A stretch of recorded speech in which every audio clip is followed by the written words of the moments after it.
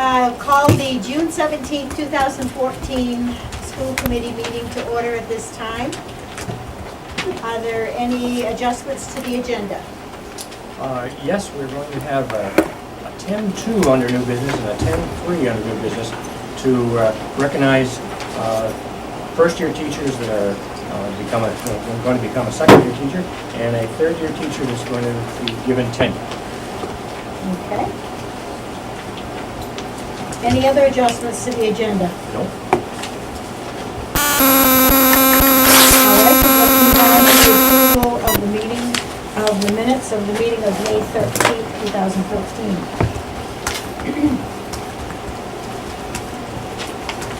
I'll make a motion that we accept the minutes of the meeting of May 13th, 2014. Second. Okay, been moved and seconded that we accept the minutes of the meeting of May 13th. Are there any, is there any discussion or questions? Need to look at something? No, I haven't. Oh. All right, all those in favor, say signify. It's about five. Comments from the public? At this time, we'd like to just recognize Diana Pettis, who is going to be a new school committee member she'll be starting July 1st. She's replacing Jim, who was doing finishing Richard Michaud's stint as a school committee member when Richard had to get done. Jim stepped in and filled that. Now Diana's going to be joining us, so we'd like to just welcome her to our meeting tonight.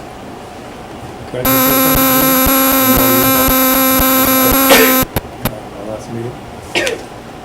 Judy Shane is our chair, one of the best chairs any committee I've ever been on. I mean that. All the work you do behind the scenes, there's a lot of things go on, all the letters you write, and the little things that we see nobody else does, and everything you do for the kids in Acton. For the town, in fact, the time you stepped in as acting treasurer, and just a good person, and I appreciate everything you did. And Mary Stanton, I've known Mary since I first moved into town. It's been 18 years now. I think Mary started the PTG. If you didn't start it, you were pretty much. Well, it had gone by the wayside. There was always a PTG. But it was never. Yeah. She was a coach. She was the one who originally beat the drum for foreign language when I came into the school, and I particularly remember one thing about Mary. When there was a little kid, when I first moved into town, he was terminally ill, and the amount of work she did behind the scenes for that family and that little kid were unbelievable. Very kind, good person. Jeanette, Jeanette and I, 6 years together. We worked on the new playground,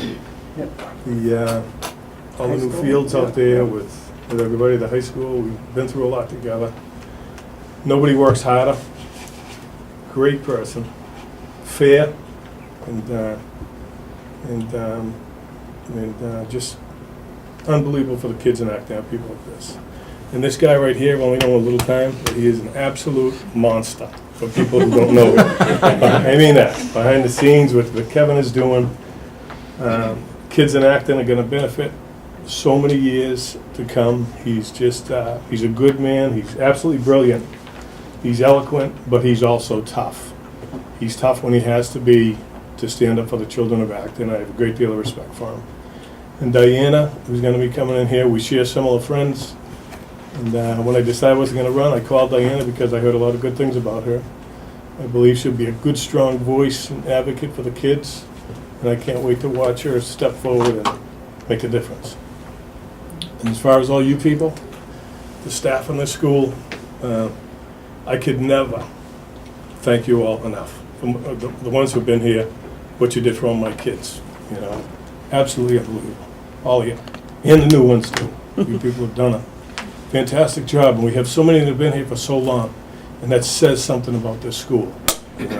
Just good people, hard workers, and I really have a great deal of respect for all of you, and I thank you all. And we'd like to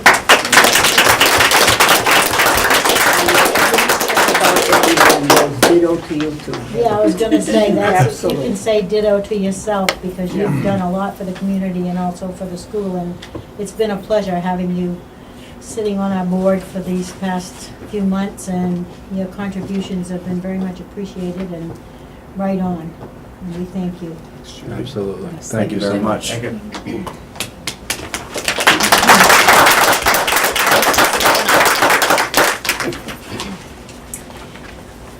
Okay, let's go on with communications and correspondence.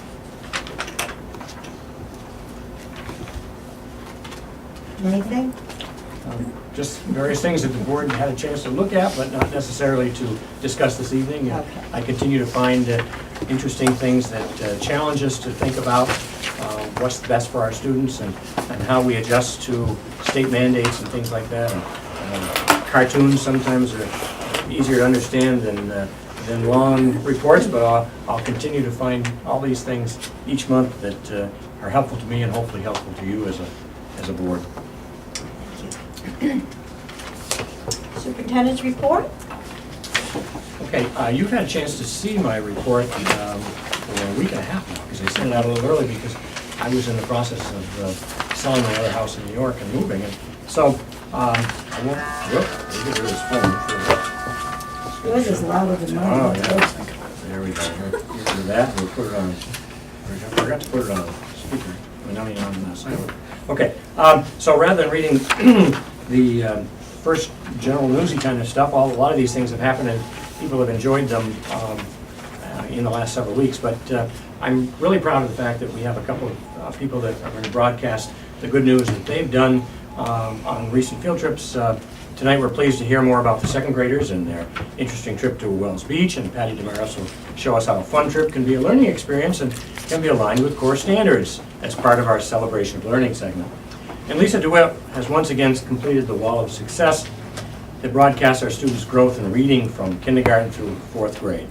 We're pleased to see how well our students are doing and thankful that the chart helps us identify those students that need some more intensive assistance. So I'm very pleased with that work, and it really pays off. And I want to thank the board for continuing to spend more and more time at the policy and the strategic plan side of what we need to do. There isn't enough time in one meeting a month of a regular board to accomplish the terrific achievements that we want this district to continue to strive for. And so we just met for the last hour in a strategic plan meeting, and we'll meet again over the next month over the summer, an hour before each one of the meetings. And I'm very pleased that good work is going on there. And we wish Mrs. Bettis the best, and we're trying to get her up to speed quite quickly, and we appreciate the fact that she came to this meeting between 5 and 6 on strategic planning. Tonight, on the old business, we're going to talk about a couple of policy things, but we're also continuing the class coverage and teacher assignment discussions from last month. And what's different from last month is I'm now advocating the expansion of our successful 7th and 8th grade model to include the 6th graders starting September of 2014. With a big class of new 6th graders, 28 of them at the moment, and an expected 25 to follow them next year, now is the time to include 6th grade in the block schedule true middle school model. 50 years ago, public schools went to the junior high model, and I was one of them. I was the first student in Springfield, Vermont to go into a 6th, 7th, and 8th in a beautiful new school called Riverside. And we had our 50th anniversary on Saturday night, and it was joyous to have 62 of my classmates there, as an aside. But anyway, I was the first of the original junior high model, and then the model became a 6th, 7th, and 8th model in most schools called middle school. And it's a block schedule subject concentration type of program. I'm fully familiar with that plan because it worked so well in my last 3 districts. In a nutshell, what we are now advocating is that Guy LaBranch share his big class of 28 with the other middle school teachers so that the students can receive science, social studies, and English in the classrooms of the teachers that specialize in those academic disciplines. Prior to the discussion of expanded middle school to include 6th graders, the 7th and 8th grade teachers were scheduled to only have 21 and 20 students between the 4 subject areas and 2 sessions per grade, or only 10 students per class. And as we go into the regular discussions of this in the old business, Tricia, our principal, will be happy to answer any questions that come out of the board or out of the public as we talk about the potential for this kind of a program. I'm also requesting an exec session after tonight's meeting to update the school committee on my experiences in court in Augusta representing Acton in a lawsuit that was brought against the district. So that's all I have tonight, but we will have hopefully lively discussions and good productive communications about the things that are on the agenda. Okay, anybody have any questions for Ken or go on? Progress monitoring reports.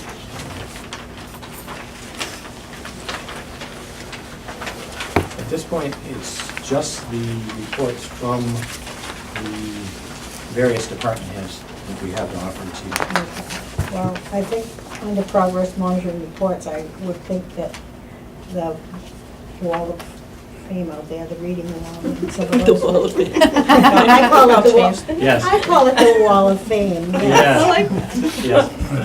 They certainly show our progress. They do. I think that's a perfect example of showing progress and growth. And we will get to that. So let's move on with the other administrative reports. Starting with, Quick question? yeah, This is popping in my brain. I'm thinking a year down the road, because this is the June meeting, right? I'm in June. Yeah, I heard you. Yeah. Because, Lisa, you're going to be doing the literacy wall stuff. That's the DRA, right? It's the observation survey for kindergarten and the DRA, but actually we're going to make a change. Okay. Because I wanted to find a better benchmark assessment that was particularly for the young ones in second grade and third grade, where the DRA requires, as you know, a lot of writing at the end of second grade. And to be honest with you, it's not, in my opinion and the experience of the teachers, it's not really developmentally appropriate for a kid in second grade to write a whole page summary and answer all these questions. They're just not prepared. And also because the Sanford school system is using the Fountas and Pinnell benchmark system, and it's more Common Core aligned, and it's just, it's a different way, besides depending on the writing, actually to show what the student can comprehend and and show what they know. It requires, a good conversation, a good literacy, discussion after the reading. We use a lot of Fountas and Pinnell, and I kind of really wanted to move us forward. There's been a lot of discrepancy. Trish asked me this year, actually, to do a little, check-in with different teachers. And, because what we found with the DRA, a lot of variation in how we score the writing, and a lot of playing around with the independence of how the test is actually given. Some teachers were having students just, dictate to them their Liability is an predictions issue. Okay? And some of them, and, a little too much. And there's a lot of variation in scores. So she set me on that task, and I said, got calibrated within 1 or 2 points with most teachers. One teacher, I was like 6 points different. So the rigor, I guess, or it's just Well, the standard of error is large. Right. It's too much. Validity was And way I off. wanted, and they were playing around with the fluency, how it cuts off for the time limit. You have to read this much within that time limit and the accuracy level. Some of them were foregoing the fluency and saying, they read it 95% accurate, let's call it good, and neglecting really to pay attention to the time limit for the fluency. So there's going to be a shift to the Fountas and Pinnell next year. Yeah, I really advocated it. So what I did is I had, I contacted the company and had, kits sent to us so we could borrow them, test them out for 2 or 3 months. Practice. The K2 were really all on board, in third grade, yes, fourth grade. A little discrepancy in 5th grade because they really value the writing, and I can see that. So I'm not sure exactly. I think we're still gonna use the Fountas and Pinnell for 5th grade, because there is still an essay question that it asks. Yes. Where the kids still have to write about their readings. Yeah. So 2 questions. So the reason I'm asking this, bring this now, because it's on the progress monitoring on this piece, is for next year, because, the plan is for next year to do a post-literacy, an end-of-year literacy assessment using the Fountas and Pinnell. We'll continue using the observation survey in kindergarten because that gives me a lot of good information and a literacy check-in. Yep. So that's the end of kindergarten. So we'll have that We tool. test those students that are struggling in the, beginning, that are red flagged at the end of kindergarten. And then we'll do the benchmark system for first, second, third, and fourth. What times of the year do you do these? Fall and end of the year. So we do twice a year. pre-post. Yep, So we're talking about the observation instrument, yep, the Fountas and Pinnell, but we also just did the NEWA, yep, the NWEAs. yes.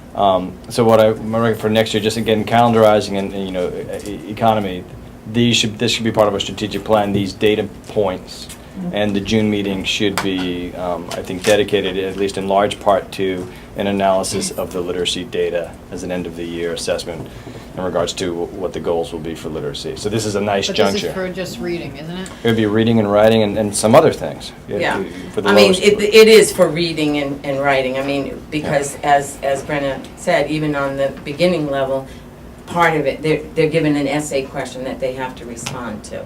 So it is the. And math, though, for NWEAs, the measures of academic progress, Right. math is also assessed. Yeah. So June, my recommendation for next year is June is the progress monitoring is a big piece of this agenda because we have some achievement goals. This is when we will see whether or not we've met those goals. Right. So, And Title I will always do a mid-year. yeah. I do running records every day, so that I know, but I'll always do it 3 times at least, Yep. But, the running records are the Mid-year daily. for some students. No, I do it for all for all the Title I students. students. Right. For Title I, That's what I mean. yeah. So not all students, but all Title I All students. Title I students, yeah. But that might, so that. And then we do the daily running records, so we know every day if they met that. Correct. Yeah. So we're pretty intense with that. No, that's good, and that's why I'm bringing this up, just Yeah. because, again, being strategic in the sense of, this is a big data point juncture of the year. I think next year that would be, again, thinking forward, that can be the focus. And I think it fits in well too, the board has kind of been setting some goals of their own, and one of our goals as a board is to see growth in reading and particularly in writing The across the curriculum from all teachers next year. So how it's how writing is being incorporated into each subject area and how they're being scored. So And when's the fall data when do the fall assessments take place? September? We do, we start right, usually the second week. I do it the first week with Title I students. So would the October meeting be Yeah. a good meeting to look at the baseline data? I mean, I do think we need to look into writing assessments. I mean, I co-created the writing continuum, and that we've been using for I don't know how many years. But there might be a need to really take a second look at that. To revise it? Hmm? To revise it, or? I mean, to see if it's really what we want to continue to use to evaluate students' writing. Well, with a Common Core, we That's need it. to also make sure that we're addressing that too. That's true. It's a That what 6 the writing traits continuum continuum. doesn't Is this K through 8? It is. It's actually called From Scribbles to Published Writing, Beyond a Rubric. But it doesn't address the new Common Core with the 3 types of writing. So a goal this It next doesn't, year it's could mostly for be narrative writing. revising this writing, what do you call it? The writing The writing continuum. continuum to be Common Core. Yeah, because it doesn't address, it just mostly is for narrative writing. It's not for expository or your argument argument. writing. And so we need to really take a look at that. Sounds like a plan. Yeah. Thank you. Thank you. Thank you very much. Did you, were you going to talk about this one? Wait, no, I'm not done yet. Oh, Was that my time? No, that's my I took the shark a little bit. I'm sorry, was that too much information in response? Connections are good. This is things overlap. It's perfect. I would say that was a very comprehensive answer to his question. All right, thank you. And we'll be back for I don't more. get a chance to. Okay, let's go on on to the principal's report. Well, I'm going to keep it short and sweet to allow more time for Lisa. Last few weeks of school, last month of school, so much going on. Field trips, field day, career day, exciting stuff. Last Friday night, the 8th grade graduation. Of course, it's not in the report, but it went off without a hitch. It was fantastic. And probably the least humid night for graduation that I can remember. Very comfortable. It really, I can't remember the last time it was actually so comfortable to be in the gym with all those people. And it was packed. We ran out of programs. So excellent support for the students. Phenomenal job by the staff getting students ready for their part in the program. From music to speeches to just marching. And if you stayed long enough, you saw them doing their little dances and little moves coming off the stage. So it was very personal. The students made it very personal. They told their stories, and that was fabulous. I do want to give a shout out to Ben Martin, who graduated 4th this year in Sanford High School's graduating class, and Christy King's daughter, our 4th grade teacher this year, Castine, graduated 8th in the same class. So it's nice to recognize their accomplishments. We had our final BAM. That was a huge success this year. Looking forward to the expansion next year for our Books, Art, and Music program. PTG, again, a small group of dynamic women who get supported by others as things and events go on during the year. They'll meet again one more time during the summer to do big planning for the fall. A shout out to people, parents, grandparents who have never been part of the PTG. Really important to get involved, and I encourage especially new parents want to know what's going on in the school and the community. I know Lori Williams and Amy Demers and a lot of the other women who are running this program would love to see you there. PTG meets the first Wednesday of the month. Summer planning, we're looking at what we need to do over the summer to get ready for the school year. A lot of planning, a lot of scheduling. Scheduling committee met with me this morning, coming back on Friday, trying to get next year's schedule organized. That program, the conversation today went very well. A lot of give and take and discussions as to hows and whys. And then the drama, under the direction of Pat Putnam and her assistants of Sue Mitchell and Kelly Herman. It was a huge success. This actually was performed in 2 parts of the assemblies. Kids are just a hoot. I mean, they just really talk about hamming it up. Really, really fun and great. So it was a great end to the school year. Really was. Very busy in the office. A lot of people, a lot of paperwork. But kids are done. Kindergarten step-up day. Oh, kindergarten step-up day. Next year. Yeah, that was awesome. That was in May. Gosh, they're just so cute. And thank you for reminding me, Sylvia, because one of the things actually that we did last year, and this year went even better, is the current kindergarten, who are so old and sophisticated now and know their routine, were the hosts to the incoming kindergarten. And, got them their snack and make sure they had a place to sit. And you just, they were so cute. I mean, they were running the show, and they were so proud. And thanks to David, because I think that's where Bess stole some of the kids from. Bess laid plans. It was one little glitch we forgot to plan, was we usually have 7th or 8th graders show the kids around. 7th grade is what we'd like to do because they'll be here next year. And did you do that? No. Did you? No. Bess, go borrow some children fast. And so David graciously let them leave the class to walk students around so they could see the whole school. Huge piece, very relieving for parents. So they watch the kids. They got a bus ride around the little triangle of Sanborn and 109. So for a little bit of time, we got a whole lot of encouragement from that. And the kids were fine. They're like, see ya. Parents are like, am I going on the bus with them? No, they're going to go on by themselves. Oh, they're like, yeah, Mom, bye. Well, I see you. Very, very confident group coming in next year. Very few shy ones. Very few. So that was nice. So I think another really neat thing now is that we talk about these things at our meetings, but people in the community, I hope everybody knows that you can go online and see these events. The play that she's talking about was online. The graduation will be online or is online. The variety shows The online? variety show. So Yep. these activities that are taking place here that really are worth taking the time to look at. I know I didn't get to see the play, but I have been online to see it. So it's neat to be able to see what's happening in the school besides just what happens at our school committee meetings. So I hope people in the community will take the time to look and see what has been happening at the school so that they can follow along what some of these things are. Thank you.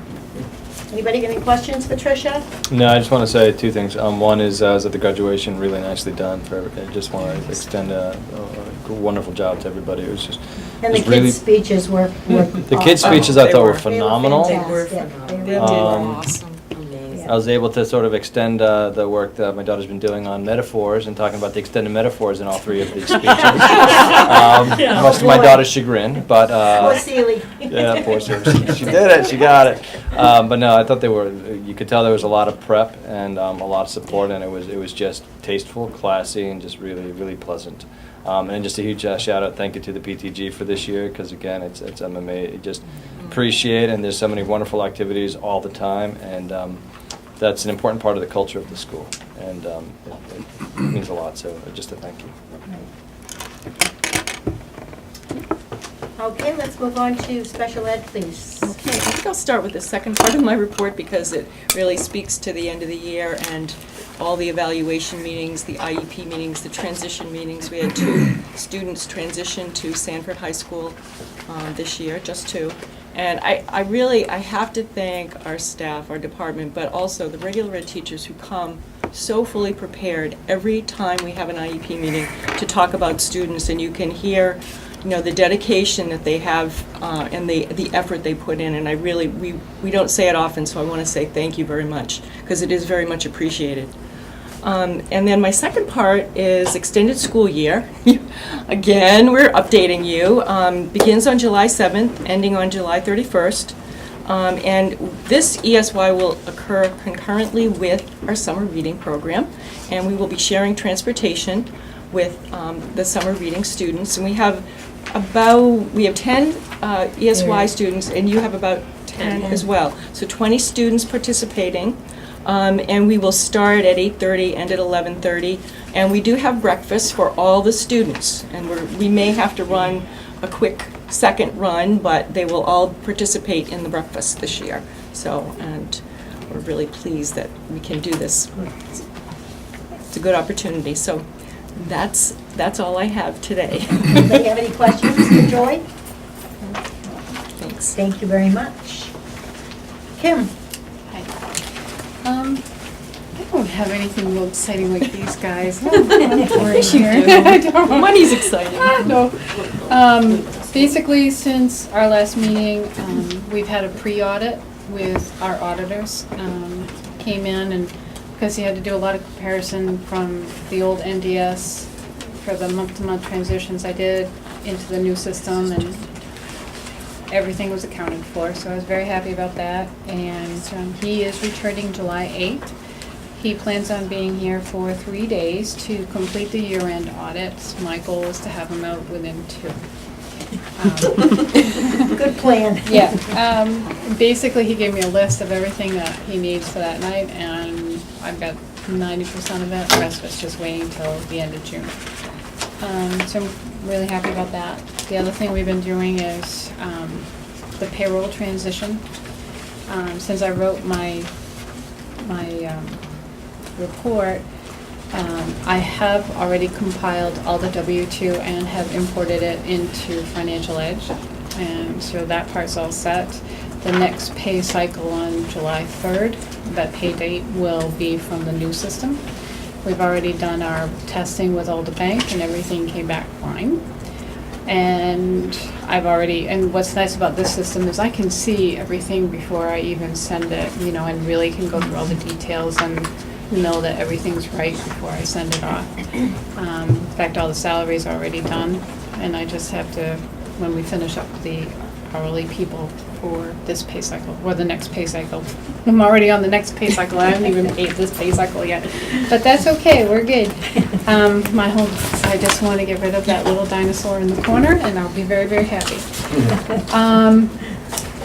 We, at the same time too, it's completely updating all the budget reports, you know, keeping track of everything all the way to the end of the year. Everything looks really good.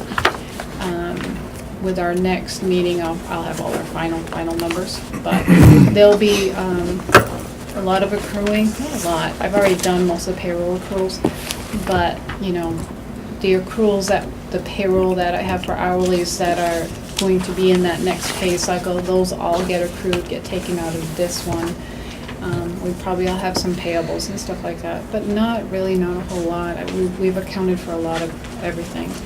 The other thing too is, you know, our office has been working really hard getting teachers' purchase orders, everything going through. I think we've got a really good system going, and the teachers seem to be happy so far, for those that have come in to see me. So that, you know, I feel real happy about that as well. And other than that, with summer coming, the only big plans I have is with Lisa. We're going away for a week, all the way to USM. It's cruise. Oh, yeah. We're not going to Venice, we're not going to The Queen. But that'll be for our grant writing class, so. You'll be in vacation land. Right, yeah. We'll go from one school to another, but it'll be fine, so. All right, so you don't see any transfers coming up at the end of the year? Sometimes we have to move money from one department to another, if there's shortfalls and there's extra here, and so there's no big holes, huh? nothing. No, I'm really strict, sorry. No, that's very good. That's usually in the June meeting, Don't we be find sorry out about these that. disastrous things and we go, No, those for those that were ambitious about, he's not here. Oh, I shut him off a long time ago, so, from Mike. But no, I mean, basically, we kept really good track of every budget article, and, you know, when I knew, like, I know 7 and 8 are really tight, but they're really the smaller budgets, and that's basically system admin and the school admin, because there's a smaller number of items in it. But they're still gonna be in the plaque, so that's not an issue. And when I do the forecast, I do the forecast right out. So even the forecast that I've done, it includes all my accruals. what's coming on? Yeah. So, Good. No, it's very good to hear. Yeah, it's been a great year, and it's good to move into the 21st century with our accounting software. yeah, like I said, I'll be glad to see the dinosaur. Thank you, Ken. Building maintenance and facilitator report. Are there any questions on the report that I submitted to you folks? Because I want to spend my allotted time on an employee recognition thing that I have here to read to you folks.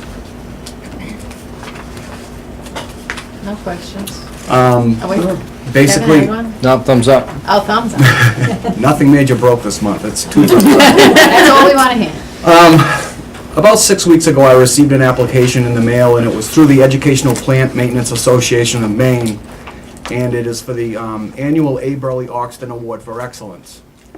And what this award is it is seeking a custodian or a maintenance person who demonstrates above and beyond qualities in their daily duties, also is involved in the community, and also serves as a role model for our students.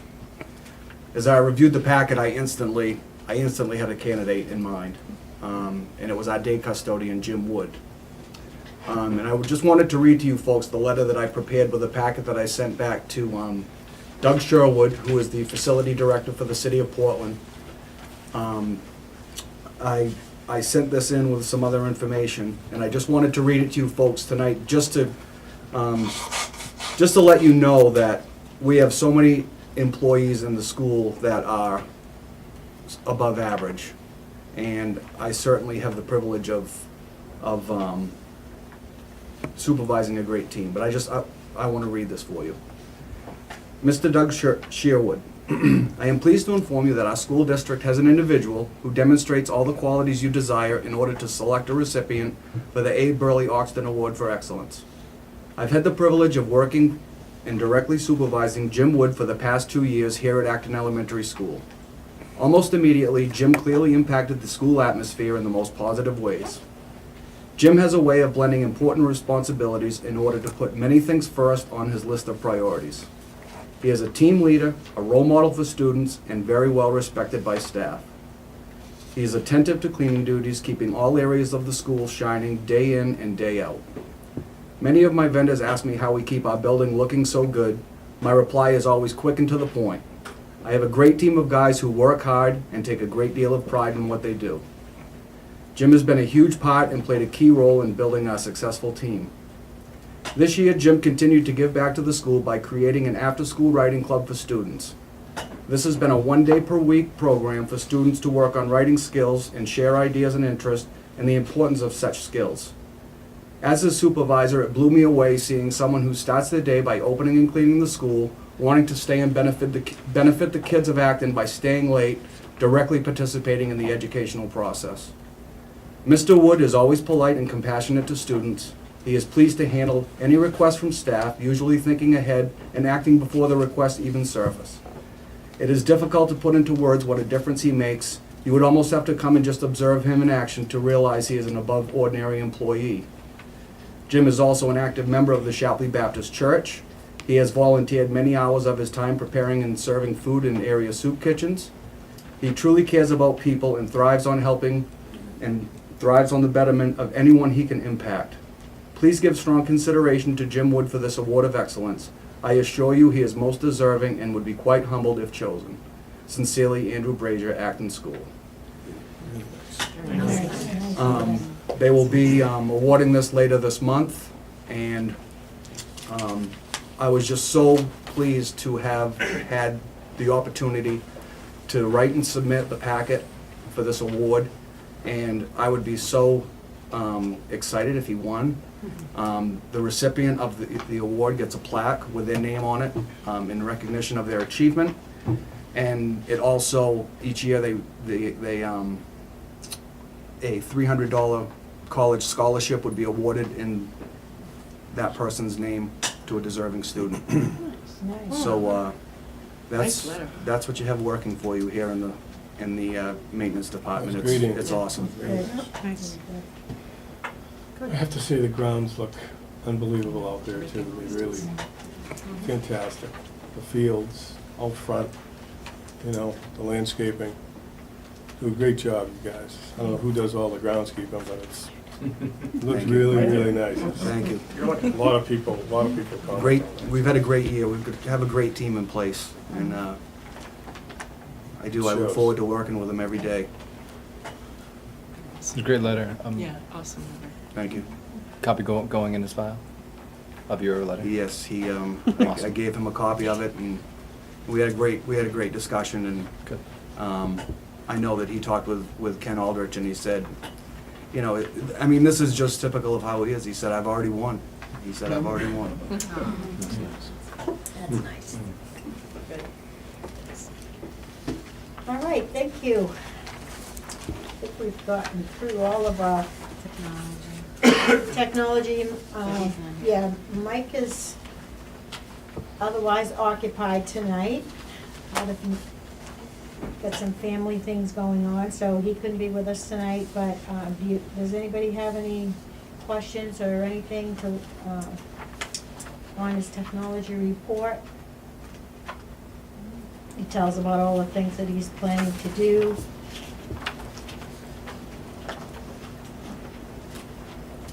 Free professional development on August 25th and 26th for staff to train using the new MLPIs. Still working on the technology plan. And tells us what he's doing with all the various devices, how they're gonna be distributed throughout the building. New laptops for teachers.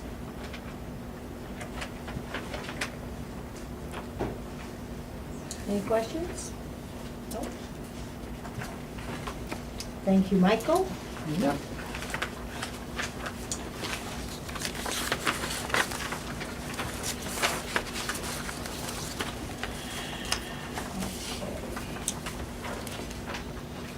Now we come to our celebration of learning. Well, 6.4. 6.4 is upcoming data wall of success. That's Lisa. Yeah. Right, Does that mean- but that's but that's, oh, I call that a Oh. part of the celebration of learning, but yes, that's you. And Yeah. there are actually several things I want to share with you. First, I'm just going to submit my Title I end of the year report. I've already submitted it to Tricia and Ken, but I thought the school board would like to see it. So you know that I'm not just keeping an eye on my Title I kids, it kind of extends and is related to the Literacy Wall of Success. So I guess you could say I'm kind of the watchdog in that regard.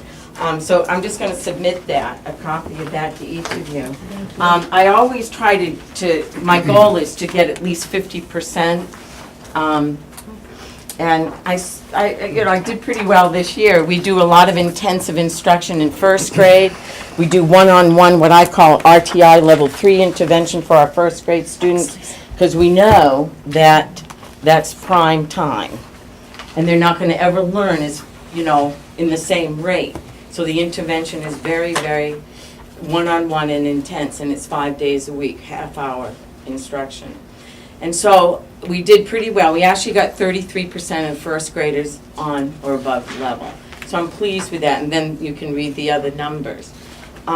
And so I just respectfully submit that to you and entertain, welcome any questions. The other, if you have any at this time. Oh, okay. The other is the Literacy Wall of Success. Sylvia's going to pass out a copy of that. And as I said, I started to do this, not because anybody asked me to, but because I said if I'm being that vigilant with Title I students, why not extend it to K-4? So then that gives us a report card on how we're doing and also a way to celebrate success.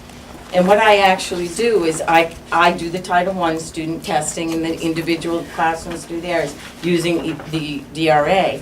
And then I compile it. It's compiled on a Google Doc, so all the scores are available for all the teachers, so it's shared information.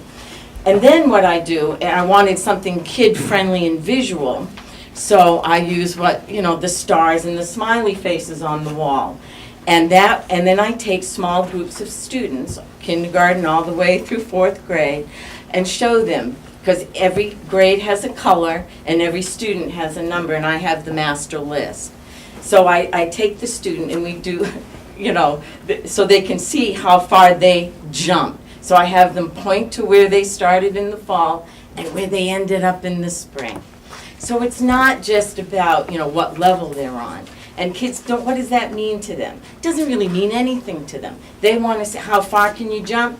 That they can relate to, because there's columns and they can see, okay? So, and I think, we've had a lot of good progress, and it is a celebration of learning. It really is, even if a student is not on grade level. If they jumped forward, that's what counts. Okay, so we're not just looking at, if the student is on a grade level. We're looking for progress. Progress is always good. I'm just going to read, and I gave you the Spring Literacy Wall of Success. The bottom line here is how many of kindergarten are on grade level or above, how many are in first grade on or above. So it's pretty good. Kindergarten is a miraculous 82% of students are on or above grade level. Okay? And this is going to lead to my next conversation to you about the Step Up Literacy Program. 58% of first grade students, 80% of second grade students, 85% of third grade students. Now it gets a little complicated in 4th grade, because not only is it now about reading on level 40, now it's really about, because that's all the level text there are. It's not going, in 3rd grade it goes from 30, 34, 38. There's no variation.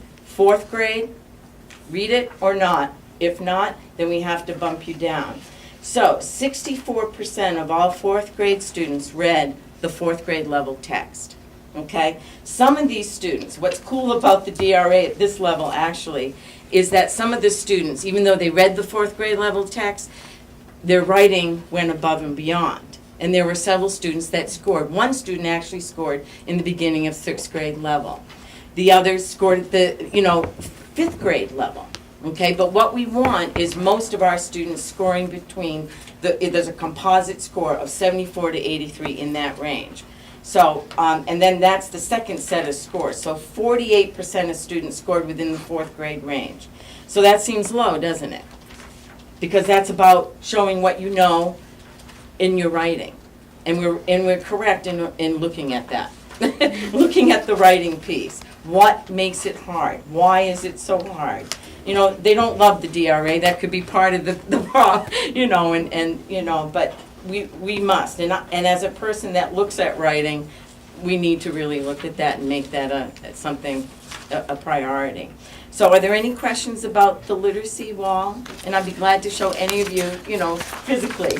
You did, yeah. Any questions about that? No, it's wonderful. I can see what you mean with the children being able to see their little dot go. To jump. Yeah. The kindergartners love, what did it, and the 1st grade, even the 4th grade students, they wanted, and it was very important because we had some very meaningful discussions about, gee, I didn't move very much. No, because we need to work on the writing. You need to write your reading response journals. We need to, so there are meaningful little, discussions in this time, that I spend with them. So I'll continue to do that, And this leads me to the next thing that I'd like to talk about. Trish came to me, what month was that? I can't remember, for the Title I reallocated funds. I don't know. It's like March. Winters. Okay, well, and so I took that opportunity and thank her for that opportunity to write the grant. All of you have been, seeing Sylvia's work with the Sound Sensible and the SPIRE program. And so I was thinking, what group could we really target? And who could benefit from a program for the summer? And I said, and you would think, well, maybe I should take some of those struggling 1st grade and 2nd grade. They're already receiving RTI Level 3 intervention, half hour, 5 days a week. I start at 8 o'clock, not at 8:30. And we do that because we know. So I said, who could benefit the most from this money? And I said, okay, this is what I'm going to do. I'm going to write a grant for a step-up literacy program. So it's not going to be about remediation. It's going to be about acceleration. I want the momentum that started in kindergarten to follow through. That way, I don't have, 50% of 1st graders in my Title I program. So I'm going to go with something that's working and see if we can extend it through the summer program. So it's not, and this is a new concept. Oh, this parents that came to our parent-teacher meeting, said, oh, is he not doing well? Actually, no, because I did all the observation survey testing. They're all on Stay 9-5, which is on grade level, except 1 or 2. 2 are not, okay? 1 is already identified with special ed, the other one will probably be. Okay, so they're all on 3 and 5, but that's not good enough, okay? We're going to do accelerated teaching. Because of the success, Sylvia came to me, and all good learning and begins with a question. She came to me, Lisa, we stopped Sound Sensible, we finished it. What do I do? Should I continue with the SPIRE program? And I said, go for it. That's the 1st grade program, okay? They're doing it in kindergarten. What month was that you started the SPIRE program? April. We finished Sound Sensible, and I said, we might as well just keep going, right? So we have, and it's unbelievable. It is unbelievable. So we're pushing it forward. We're reaching higher. And the students are coming right along with it. One of the words that they did was branch. I mean, you think about taking that apart, and they just looked at it like, branch. You did that. They're surprising me. Because this is our focus, and we had the parent night for information and questions and talking about the program. And then they finally got it. It wasn't about remediation, it was about accelerating that learning and going with that momentum. My hope is that there won't be 50% in Title I, okay? And my hope also, because if you notice on the first report, the 4th grade, you say, gee, that kind of went down, didn't it? You know what's wrong? Because I analyzed the DRAs and I talked to the teachers. The word, taking words apart and how words work falls apart. Probably by the end of 3rd grade and into the 4th. If they haven't gotten enough intervention in how words work, I mean, everything from, you know, the sounds of the vowels in the middle. We got kids avoiding the middle because that's the hard part, right? Those are all the tricky vowels. We've got kids who don't know, you know, like root words, prefixes, suffixes. We need to do more of that work. So I'm looking at the 4th grade and looking back. This is going to be sort of our test group, you know, to see and follow through. So that's how we came in. And it all happened because Sylvia asked, should I go for it? Should I do SPIRE? And I said, yes. And then I asked the other hard question. Well, if we're going to do that in kindergarten, we must, I think, do it in 1st grade. We can't just stop at the end of kindergarten. And that's a hard thing because that, from one question, affects the other things that will happen. So, and there was a little discussion at team, and, you know, and then the 1st grade team, yeah, I guess I better. You know, we all agreed that that has to follow through. Kids have to be able to understand how the English language works, the sound system, and how words are put together. So we're hoping that this will do it. From 1st grade, and then probably we're going to advocate it for 2nd grade, for 3rd grade, and 4th grade. All that hard word work. You know, because I don't remember having a problem. I was a whole language reader, you know, whole word. The phonics didn't come until 3rd grade, and I remember asking a question, why do we have to do this? We already know how to read. Well, guess what? A lot of kids need more of that. And so this is the first step in really laying the groundwork for that other change that will happen. So I welcome any questions that you may have, or any comments, or doubts. Have you ever considered running for office? Really? What do you mean? I don't know any of them. So this is our experiment, and with Sylvia, there's none better. I've been trained in the SPIRE, but the way she does it is magical. And then I wanted to keep that a part of it. So she agreed to do it, and I'm very grateful. And the kids are excited. Yeah. The kids are real excited. Yeah. And she's done an excellent job at communicating with parents. And so the 10 that we wanted are the 10 that are coming. So it's good stuff. Excellent. Well, I love your enthusiasm. A little bit of passion there, huh? You need to go to Augusta. Not on my watch. Nobody's going to fail on my watch. When I talked to Ken, I said, that's my mission. Okay, that's why I started doing the literacy wall. It's not just about the Title I kids, it's about every kid. That's right. You know? Yeah. Joy. I just wanted to thank Lisa because she always comes, she's one of those teachers that always comes to the meetings prepared with all of her data and advocates for the students, and we really listen to her, and she's very supportive of providing services to special ed students when they need that reading intervention. Yep. So thank you, Lisa. Yep, they're part of the Title I Right. program. Thank you. Thank you. Yeah. Thank Any you. other questions from anybody? I got a few. I knew Uh-oh. you I would. bet you do. This is Sit a tough back and one. relax. You got some coming. So I think I got 4 comments. Just a heads up. Awesome. I think this is, it's really, first comment is, I think this is exemplary, and in a couple of ways I want to specify, because I think it provides an opportunity to inform the strategic work we're doing. One is just the wall. Maine now is we're in a proficiency-based land, and this is an excellent example of proficiency-based learning. So, for example, where a lot of schools or in a lot of places, when students finish, they're done. But this is, students demonstrated proficiency, all the students demonstrated proficiency early. They're not done. The continuum doesn't end just because of some arbitrary calendar point. So I think that's just a wonderful example of continuing to document and chart and monitor and show progress of student growth, and to use that data and to just keep teaching them with the time that we have so they exceed the standards. I think when the system works well, we find the standards are actually low.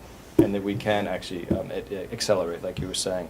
So I want to comment that I think this is, exemplary, but it's also a model in the sense of when we talk about being able to monitor progress, it's this kind of data and discussion that I think we want to replicate elsewhere. So I don't want this I like this so much that I don't want this to be an isolated thing. I'd love to see this with other aspects of teaching and learning. So in that frame, I do have 2 suggestions, and they're more like questions. So the first one is, I would love to see this data and take it for next year. The question I have is, this data is wonderful and impressive by itself in this sort of isolated context.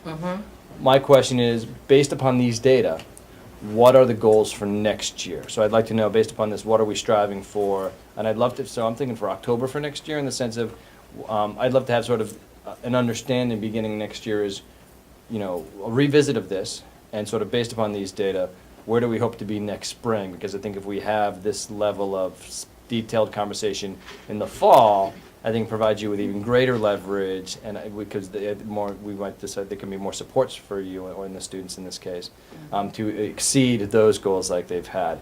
The other one is, so that's a request for next year that we can revisit these data. And again, I think this is a model for, other aspects of the work. The other one is, I think you referenced this a little bit, so this is a question. To what extent are these data, because like when I look at some of the, like for example, the first grade data are a little lower relative to the other ones. Yes. So my question is, so to what extent have these data been shared, particularly the areas the students have struggled the most, and to what extent is that information being shared and utilized so that next year, because the second grade teachers, that's good information for them to know that this is what this cohort of students is struggling with, and to what extent is that data being used to inform instruction for next year, if at all? I don't know. Well, as far as the teachers knowing, Yeah. okay. And several of our Title I students actually several of them are on grade level. Gotcha. But I said to myself, well, I'm not going to let them go yet, because the writing isn't up to par. I want to see them successful for 2 solid years in reading and writing before I let them go. Now the teachers, as I said, I don't know, how this is going to really extend to the classroom teacher and how they're going to use this information, except that Title I shouldn't be the only one doing the intensive intervention. Correct. There's the bottom line there. So If you really want to know, because that was the point of my question. I know, I figured. And there it is. Because it shouldn't just be us doing the intervention. I'd like to see STAR time brought back, and I'd like each and every classroom teacher to do the intensive instruction that those children need in whatever area they need it. And it won't happen without it. It takes a lot of intervention to get a little, it's amazing to me how intense Takes a it lot of needs practice. to be. A lot Yeah, of practice. and so we need to have that STAR block as, a golden time for every teacher to learn how to be an interventionist. It's not something that if you go through the regular education, you don't necessarily think that way. Oh, I need to be an interventionist. I need to be a reading, interventionist or, but everybody needs to do that. RTI is for everybody. Yeah. And so that to me is the thing that needs to shift, big time. So this is a comment for the school committee based upon the conversation the planning meeting we had before. This I think is an excellent example of, based upon these data, that could be an objective for next year in regards to some things that what might be some concrete practices or things that'll happen in the classrooms based upon these data, so that we see the gains that we want to see based upon the areas that students are exhibiting some struggle. Right, and writing could be the focus, let's say, of STAR time, if that's one of our goals, it won't happen really without it. Thank Awesome. you. No, thank you. Thank This you is very wonderful. much. Thank you. Okay, let's continue on with do we have more celebration of learning? We have the second grade trip to Wells Lee. Oh, yes. Is it on the screen? You need that turned off. I'll try. I think you just gotta hit that on this time. Should be on the right input. Power. It's hot. It's hot. Okay, it's linking now. You want to open up someone? there now? Maybe the windows. We've got some open already. Yeah. Oh, I know. I'm sorry. Not being creative. Lights on. The beach is pretty white. Snowing. The white beaches of Caribbean Maine. sand. It's coming. Yeah. Takes a minute to warm up. We got some. Here you go. This is not. Oh, wow. There we go. All right, so we packed up all our equipment to go to Wells Beach. And in looking at this field trip, I kind of looked at it a little differently.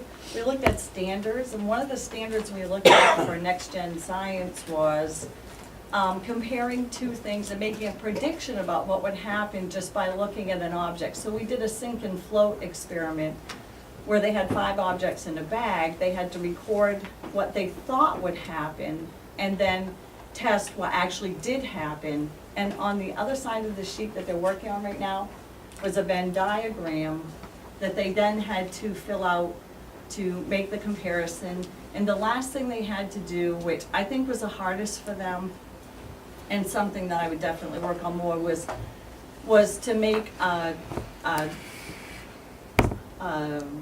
what's the word I want? They had to make a conclusion, something that they noticed. And I think that was really hard for them to make as a decision. So we offered all kinds of really cool suggestions to them to kind of help along. And then we had a big reporting out part, which they didn't really like because they really wanted to go get in the tide pools, which is what we did next with barnacles first, which is my favorite part because the second standard we looked at was habitat, and barnacles hide and close themselves up when the tide is out. So we wet them so they would open up and the kids could, actually see what happened then. And they made pictures. So they all had a clipboard again, and they made a tide pool picture, which they then brought back to the classroom. And the day after the field trip, we addressed several ELA standards. This was our reporting out. That was my classroom for the day. I loved it. We addressed several ELA standards and substandards, and this, of course, was the fun. And you can't do it without a relay race, pushing a golf ball with your nose across the beach. The barnacle race. Who's the fastest barnacle? Well, they all thought this was rather amusing. Actually, it's quite an audience on the beach. Oh, yeah. The whole thing with them is that they actually were able to come back, and we pretended that they were 1 inch tall when they got back, and that they were going to then, oops, sorry. They were going to then pretend that they lived in a tide pool at 1 inch tall. And what did they think would happen? So we could make it a writing piece, make it a science piece, and if I had been really clever, I probably could have gotten a math piece, because I did they built foil boats, and they had to see how they should construct it to fit as many cubes in it as they could. I didn't have pictures of that, but that was really kind of cool too. So then I started thinking about the fact that this would be really a really good unit. We did ID training, and we learned how to take a lesson apart and put substandards and things like that. But we also learned how to make a unit out of it too. So you can actually get your lessons so that you know all the standards you're covering in each subject area for one activity. So for me, looking at the standards is daunting and frustrating sometimes, but to be able to put it in a unit like that makes it a little more manageable. So I was just kind of talking to Tricia about it. She said, make a slideshow. I did.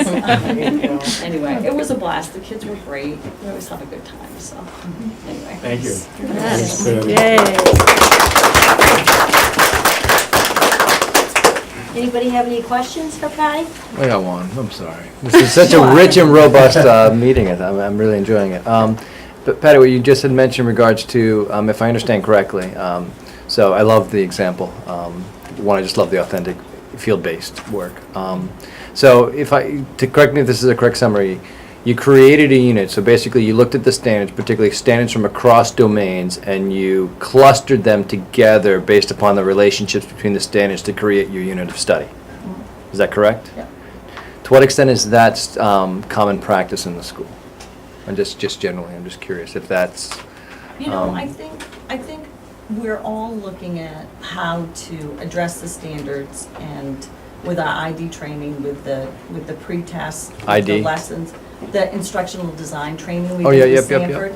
So we're all looking at things like that. The very last thing they showed us, and they didn't really go into it, was the whole unit piece.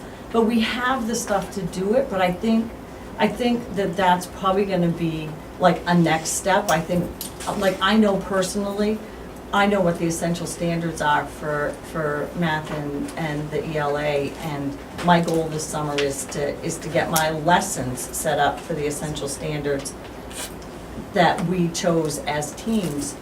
But am I ready to do the unit part? I don't know. I think that will kind of like do, like when I went on my field trip, it just magically like comes together. Yeah. You know what I mean? I don't know if we're there yet. So just, if there's any interest in resources, I have, aware of some. There's always interest in resources. Say that again? There's always interest in So resources, Please. but just specifically, actual processes to scaffold the thinking processes for taking standards to create units of study and create scope and sequences for the entire year that then can be used to generate lessons. So there's some out there. If you want to, I can, Please. some other, maybe Yeah. afterwards I can shoot. Yeah, that would be great. And if I can just elaborate on that. I think it's great practice. So it's For a awesome. lot of the Great, staff, awesome. the Wells field trip is not new, No. but how Patty not. utilized it I know Jim was. went. We're Jim the worst went. sunburn I ever got in my life. All the teachers are laughing at me. I'm one of the school board members. He got really sick. That's a pre-post. She still remembers. Yeah, so I think that's, I think a lot of the teachers are venturing into how to do this. What am I already doing? What's working? How can I match it to something else? Sometimes you have to throw out what you're doing. It just doesn't match any longer. A lot of the staff have had to change grade levels, so what worked, for a grade 1 or 2 might not work if you're teaching 3rd grade or vice versa. But I think they're asking those questions, and they're, even in my meetings with them throughout this year, the amount of, I'm going to try this is huge in this school. There's a lot of, I'm not sure if this will work, but I think it will, and I'm going to try. And that's what Patty, when she was talking to me about it, she had her plethora of materials all packed up and ready to go, and it just, it just fit. So I think that's happening. Well, I know I'm not on the agenda, but to answer your question, the 2 first grades went to the McAuliffe Shepherd Museum, and we did tons of connections, prior to and after. We used iPads, we used technology to find information. They wrote creative stories. They also read for information, and they each chose to do that performance based, like, what are you interested in, what would you like to know. They chose specific things that they wanted to know about, or a planet they wanted to know about, and they each went to town. I mean, they just were so excited, just using the computers in the computer lab, or using the iPads, and finding information, and writing what they found, writing about what they found, and sharing with the class. And we used the soccer field. We pulled in Explore. We used the soccer field, and we went out and we did the planets in their distance, To across scale. the field. Oh, Yeah, that's cool. in relation to the sun. So we are trying really hard to pull in all of those, and the It's math, hard. the There's so many. writing, Pardon? There's so many. Oh, gosh, yeah. So the more you can do. with Well, one that's it. unit. That's why looking for those relationships and it helps. Yeah. Thank you. That's awesome. They're happening. That's great. Great to have all of you talking here tonight. Really, from inside the school. Nice. So let's go on, then. Are we all done with our celebration of learning? So let's go on to committee reports, and we'll start with the long-term planning committee. Oh, one last comment before that? Oh, I'm sorry, just as an aside. I didn't gag over it. No, just because this is sort of the last school board meeting of this, school year. I know we got the summer. adding the celebration of learning to this year's agendas, I think, has been really valuable. So, and this was just building up what Jim was saying. Glad we did it. Thank you. So thanks. All set, Kevin? Yeah, I'm good. I can't promise for 10 seconds from now, but I'm good for this instant in time. All right, let's move on to the long-term planning committee. Nobody wants to hear about the long-term planning committee now. It's dull and boring. Mary and I did meet this month and basically went over a number of projects that are potentially up and coming. There's still a few things I have left to do on the old maintenance building out back. I still have to do the roof and the windows. We talked about, trying to remember here, I don't have my report with me, but we talked about the bus parking lot was on our the agenda that we discussed. We talked about the potential of earmarking the revenues from the bus parking lot, which we receive from rent, in order to eventually pave the bus parking lot. I don't know if that's possible, or if that just goes into the general. It does, it goes into the general fund. I mean, it's part of the revenues, but it's not one that we actually allocate. You get $250 a month. So, Yeah, so we were thinking of earmarking that in an account for paving that area. do you need a town vote for that? No. No, we can do that, okay. We can do that. And we talked about doing some sprucing up on some of the landscaping out in front of the building. I'd like to replace some of the shrubbery and some of the flower beds over the summer. Some of the winter kill this year was quite extensive, and several areas have just been kind of, you know, we spruce them up every year, but they really need kind of a makeover in certain areas. So that's one thing that I'd like to do over the summer months. We also talked about some energy efficiency items, windows in the 57 wing and the 78 wing, and replacing some of the skylights on the building. The other thing I also mentioned to Mary was I met with a company out of Portland back in April. Company out of Portland that does preventative maintenance contracts on roofing. And what they do is they come in and they completely evaluate the condition of your roof from stem to stern, and they give you a report, and they offer like preventative maintenance packages and whatnot. Our roof in general is in relatively decent shape. At that time when I met with a representative, there was still 1.5 feet of snow on it. But what I would like to do is I'd like to have this company come back and just look at the roof and just do an evaluation of it to see what their thoughts are as far as life expectancy of the areas that we have not yet replaced and or maintained. One area of the roof is what they call a ballast roof, so it's like a rubber membrane with stones over it. So when you have a leak in that scenario, it's very hard to determine where the leak might be coming from. And that roof is now 20-some odd years old, and, you know, so looking at them just coming and doing an evaluation and giving us a report. No, we did not go up on the roof. So, was there anything else you wanted to add, Well, Mary? just that we're going to have a meeting with everyone administratively to get their input as to, you know, where does all the furniture stand, like, you know, because we got the new library chairs and the cafeteria tables and all that. So that type of furniture, looking at that, rooms, you know, do we have to split up rooms, you know, open up rooms, you know, what do we have to do for the incoming year, or which would make things better for different subspecialties. But, you know, so we'd like to plan something with Ken and Trish and Joy and just, you know, Yeah, have a meeting with all the administrators. we had actually talked about that too back in like April. I'd sent an email out to the administrative team saying that, you know, I felt there was a need for, you know, like a committee that would look at, you know, like building space use, because of the many changes that we're seeing, you know, put our heads together and utilize the space as best as we possibly can. And before budget season. Yes. And the reason that we discussed the fixed assets account was because we did replace the library chairs and the calf tables last year.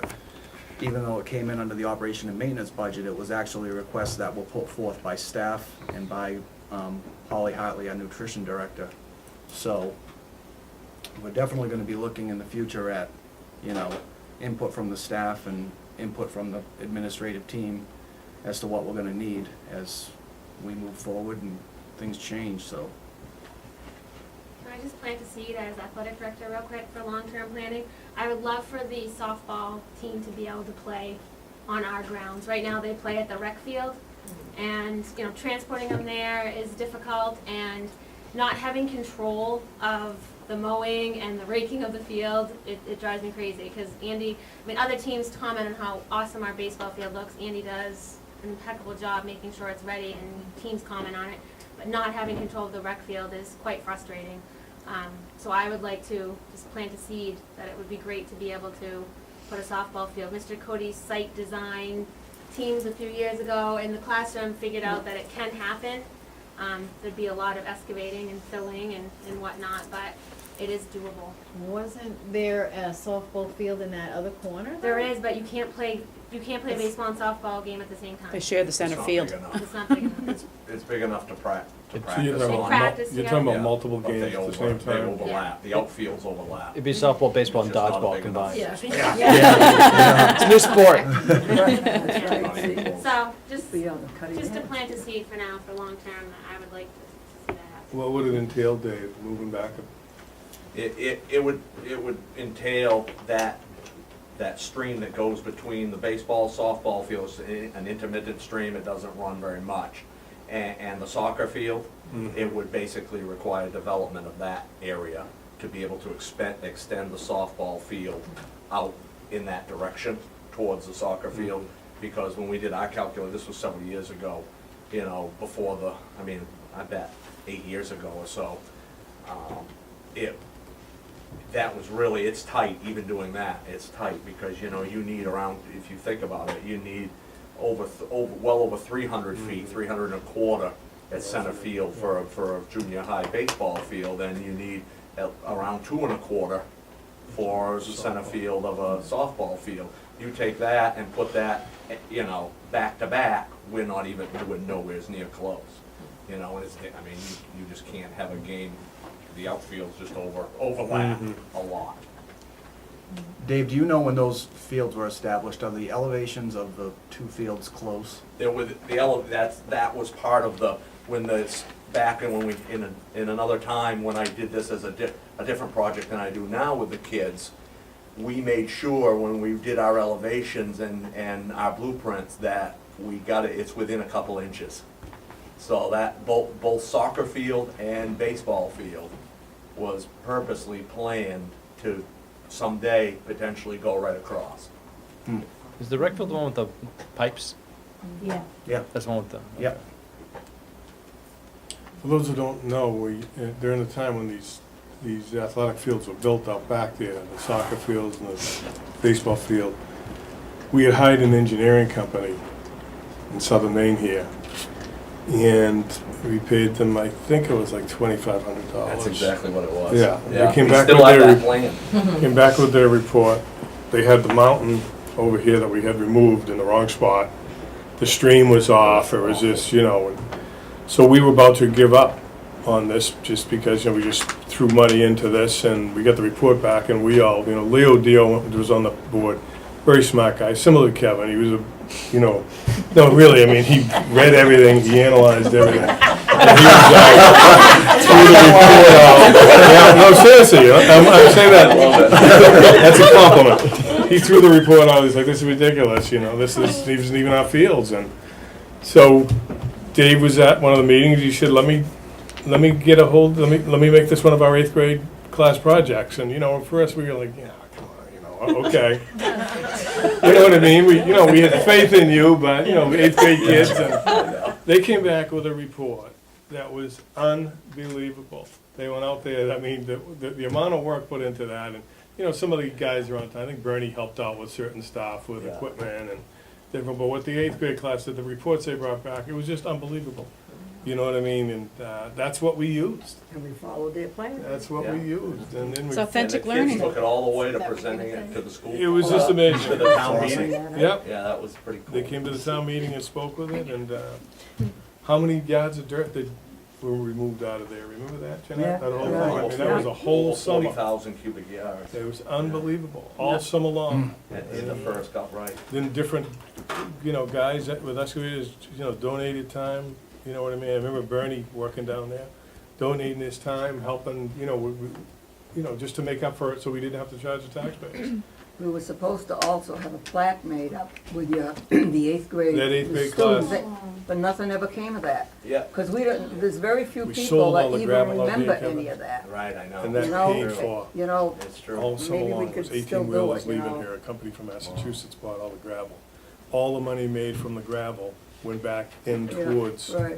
building these fields, underground sprinklers, the whole, and it was all designed seriously by this eighth grade class. And they get up on town floor, they get up here, this group of kids, it was just unbelievable. Yeah, that's who did You that. know, that mountain was huge. Proficiency It was based just amazing It was. what, you know?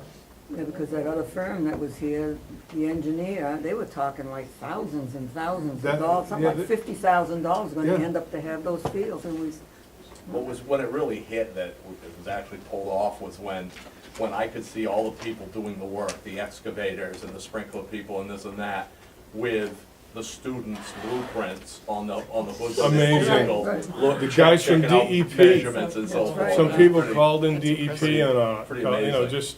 some people didn't want them. They wanted frogs living out there. This is the truth. yeah, I said, you gotta be kidding me. There are plenty of paths for frogs for the kids that, they need fields. So they called DEP and the state and everything, just to be a nuisance. And we'd go out there and we had these plans, the eighth grade, put them on the hood of the trucks and all these, the bigwigs from DEP and, they're all out there looking at these plans and it all worked. It was one of the most amazing, Yeah. And the dinosaur fossils somebody thought they found. yeah. And there was, There's an old the rear teacher's- spotted bird that. An old teacher. What happened, we appropriate, it was at town meeting, a special article, $8,000 for dugouts. Never happened, where'd the money ever go? We don't know. Yeah, We good don't question. Let's put that on long-term planning too. No, I'm just I saying. like the there was- dugouts at the rec field, now we just need a Yeah. But there was dugouts so here and the- much, there was, But there the was. money was a lot of years The ago. money was appropriated at town meeting, Yeah, it you're was a right. separate You're right, I article for forgot that. all But there was so much done out there, everybody was exhausted and burnt out from the whole, it was, but those kids were, I'll never forget that, that was just. Did you send the amazing. blueprints and the report to the company that gave you the other report? Maybe No. you could use it to learn how to do it. We came in a three-piece suit and everything. Oh, yeah. Did you get a reimbursement? No, we No. just never called them again. Leo right. just took it and see it. Does that complete our long-term planning? I see you got some short-term projects here, finishing up the septic system and repairing some sidewalks. The meeting with the administration is gonna happen. Then we'll have more. Okay. Thank you. Policy committee. Well, we didn't meet last month, but this month I think we're gonna finish up the school volunteer policy that's been hanging on for months and months. Oh, I know. That it? Okay. This is what we revised Yeah. we revised the volunteer policy this morning. And the other one, JKAA, use of physical restraint and seclusion. This would be the first reading of this one tonight. But the school volunteers are hung on a year here because of. And this is the revised version, right? Yep. Yeah. Yeah, and this is, I think it was pretty well said, except for the questionnaire part at the end, that was Yeah. why we hadn't completed that, correct? Yep. The registration form and all the information that they had to fill out. I think we also wanted to check on the criminal background or something. Yeah. And also And the, change the word from will to may, and Yeah. added number 7, I believe. and also the school provide liability insurance protection for volunteers while performing assigned services. That was another thing too on there. So are we considering this as the second reading then, as amended, Yes. with the Yeah. addition of the, Mhm. because we did have a first reading on it, and Yes. we wanted some revisions. Yeah, and we wanted the back attached. Yes, so I'll look for a motion to accept for a second reading, school volunteers, IJOC, to, second reading means that we are adopting this policy now. So we gotta read it first, and then we'll, Pardon me? do we, so are we voting on this now? Yeah, You- because you we want- had you this want me other to one, wait the till you- first reading vote. We've had the first reading, the only thing that we have new basically is the questionnaire that's added on the back. Yeah, which looks good. Letting them know that they're giving permission for criminal background checks and release of information and so forth. And Where was that word, May? the first, That's my and that's where my question is, it's the third paragraph? It was will, and now it says may. So that was my question, I thought we wanted to keep will. My question is, why may? Why is I it? thought you asked us to change it to may, because we may not always do it depending on who the individual is, if it's, I was the will guy. oh boy, Well, so, but maybe I'm wrong in the sense of, the question is, it was will before, and then we. I thought it was may before, no? There wasn't anything. It wasn't. Oh, Will was there, right. So I guess the question is, if Maybe it's, so the fine. background checks, is it, so it's policy, I guess my question is, it's a policy that they may be done, that just seems odd to me. It would seem to me that if we're doing volunteers, the policy would be, there will be a background check.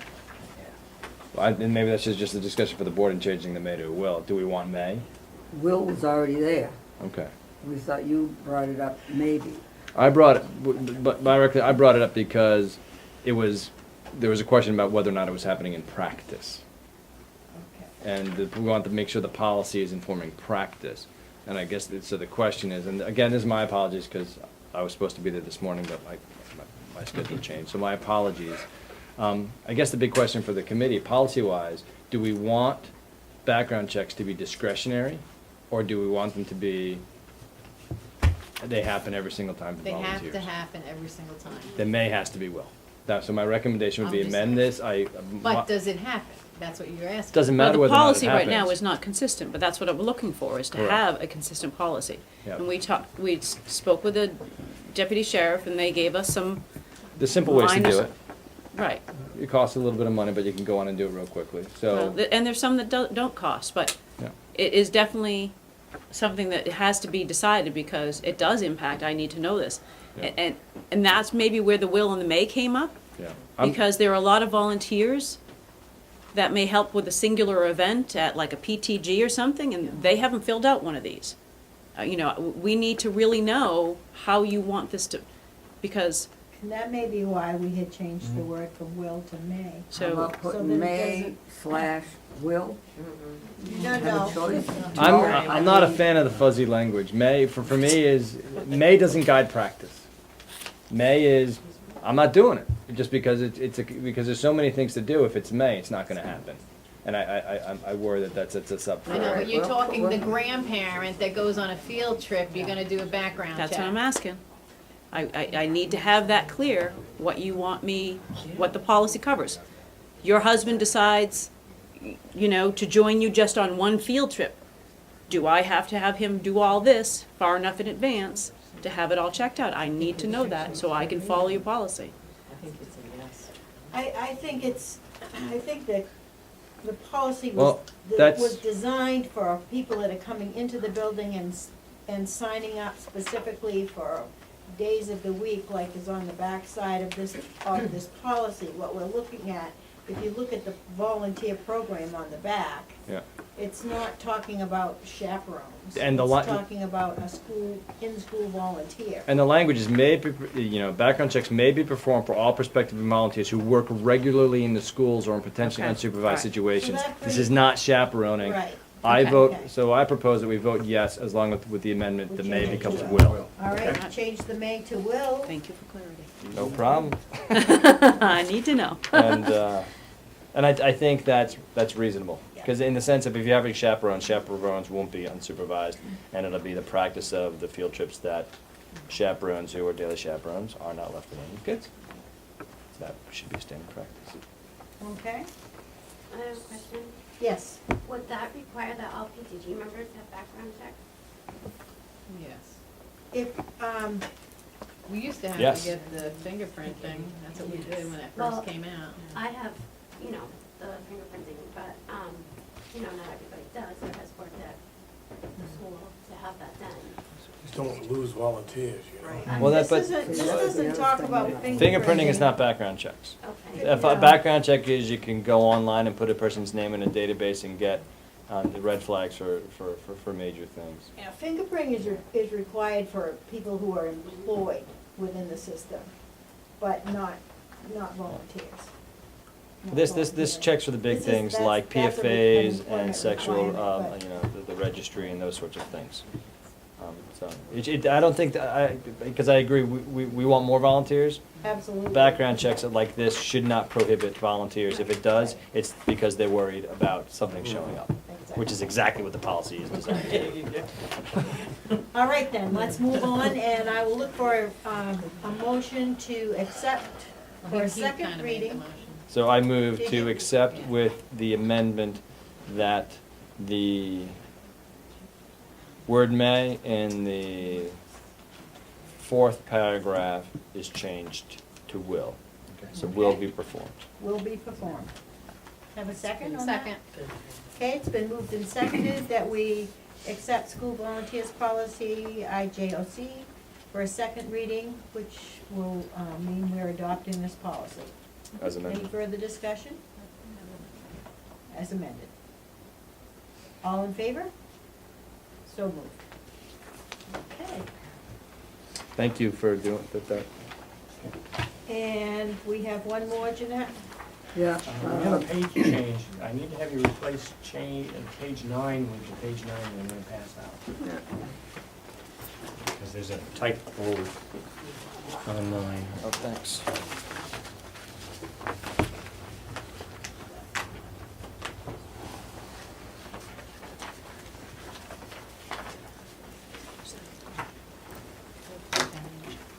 Oh, is this just the new paragraph? After B? Paragraph 4 says the Acton Schools notification procedures. If you look at your old one, it's. Oh, name of school unit. Name of school.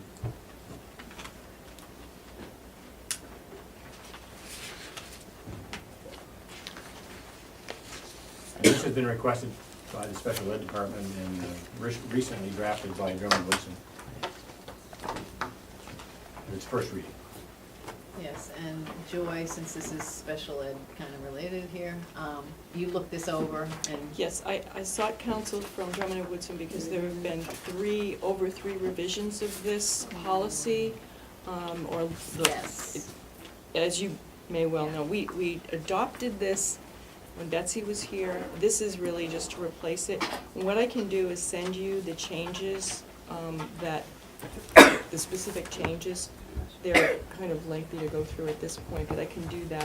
I can email you. If you could do that, Okay, that'd that be would be great. good. Yeah, Could I'll you- do that. Could you do one thing, because I think in regards to this policy, I think one area that a lot of questions come up, and maybe it's, if you can explicate a little bit, is in page 5, it's repeated elsewhere in a few places, but just on page 5 where it talks about prohibited forms and uses of physical restraint, so and that's been some of the areas where there's been some change in the law, is when we're allowed to restrain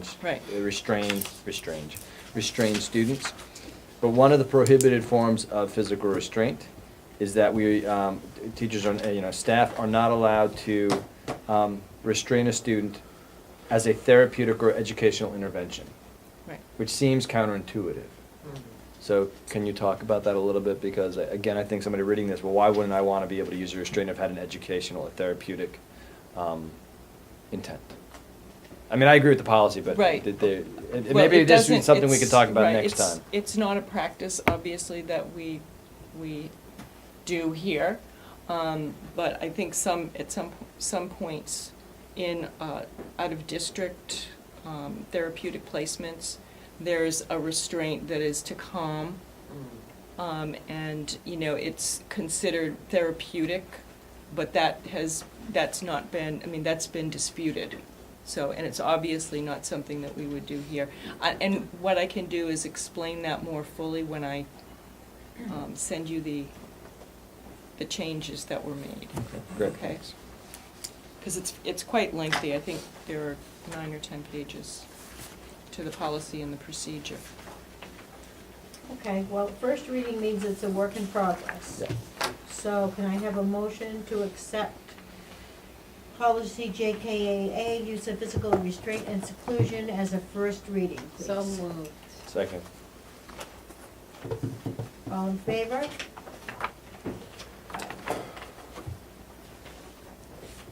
Okay, let's go on to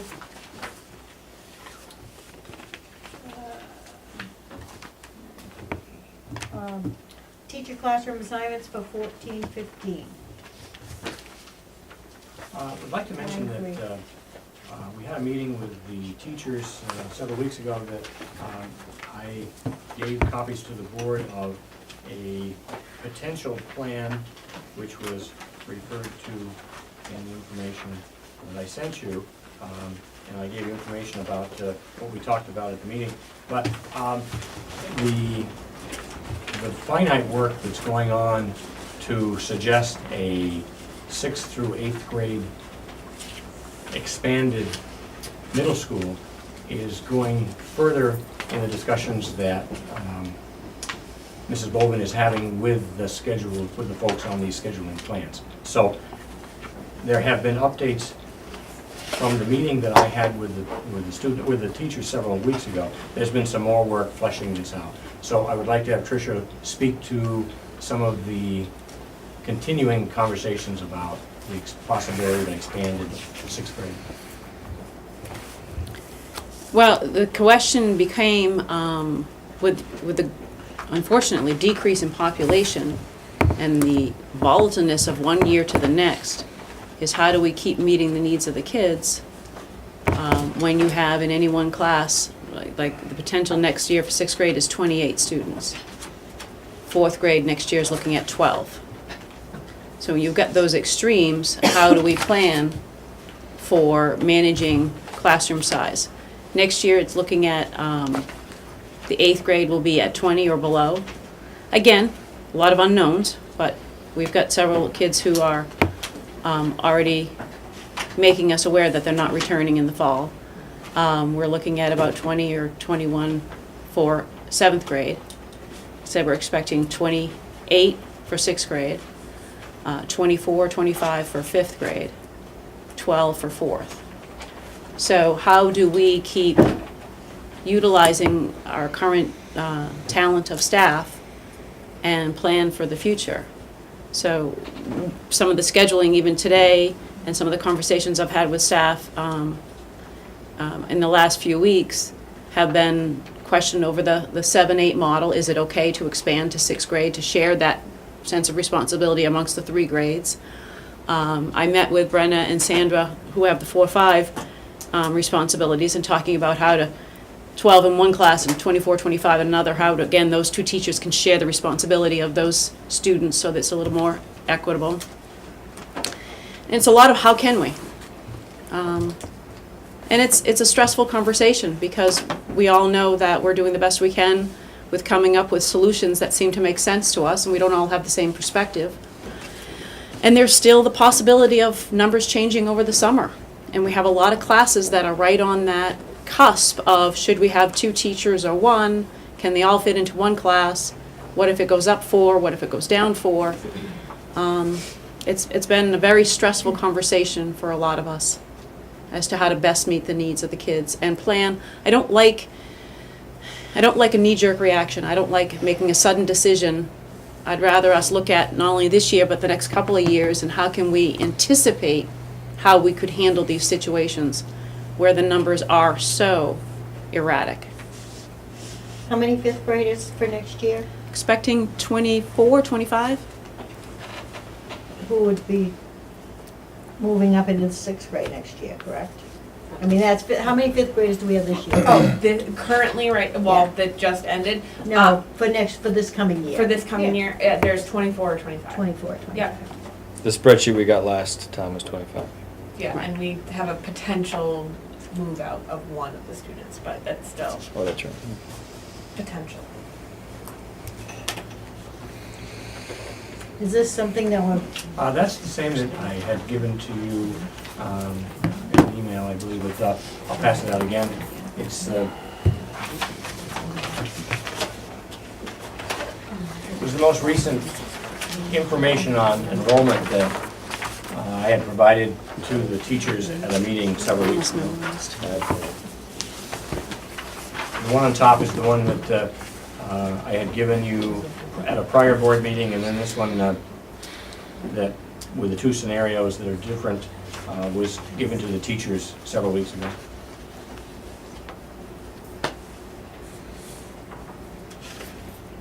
And the Plan 1415B was one that would have had the middle school model expanded to the 6th grade.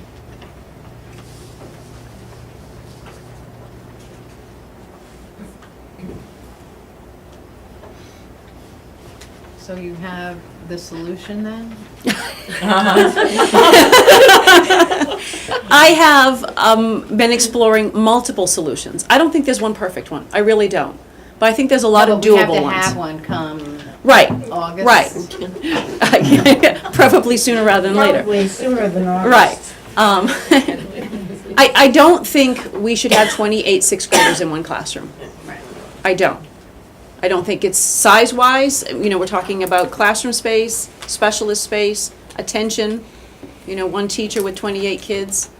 And I think we have the staff to share the responsibility. I think one of the things we charged both of you with is what is that incoming class, the ones that are going into these 28 kids? We were wondering if half of them were special needs, because that would also. Do you remember the number? There's 8. Yeah, 7 or 8. That was the 28. So roughly 30, about 30%. Yeah. That was one of the things we wanted to look at. Right.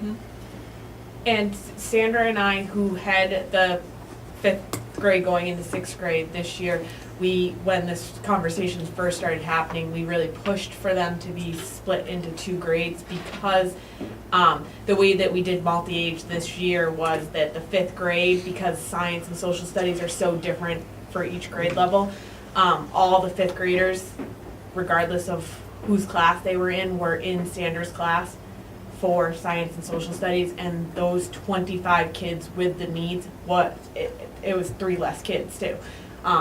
It was very hard in that classroom to make sure that every single kid got the attention that they needed.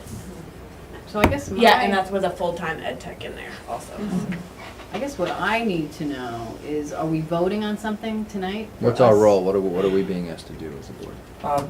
What we're suggesting is that we want to finally flesh out the possibility of whether or not a 6th grade expanded middle school, 6th, 7th, and 8th, is acceptable to the community, acceptable to the board. It's certainly the standard in most other parts of the country, and in the last 3 school districts I worked with, it was the standard. It is not the standard here, and it would require, obviously, some curriculum changes for a teacher who, instead of teaching 7th and 8th, would teach 6th, 7th, and 8th.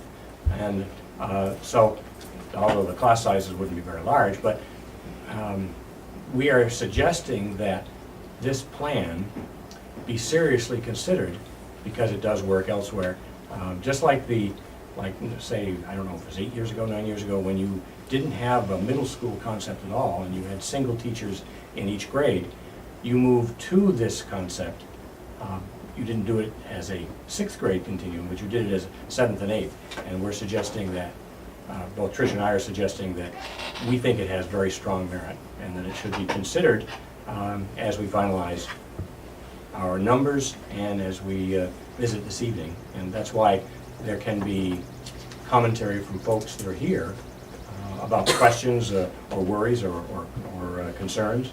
And so I think it's worth opening to the board or anyone else who wants to speak on it.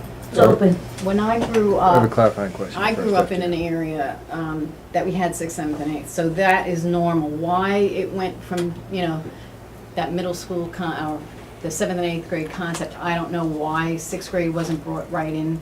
We probably thought it was too much at the time, and then we'd have to figure out teacher-wise, maybe we had too many students. I don't know why we didn't do 6th, 7th, and 8th right then and there. I think, remember the I think discussion. at the time that that was implemented, the purpose of that was to help prepare kids to go into high school, to get them into a similar setting.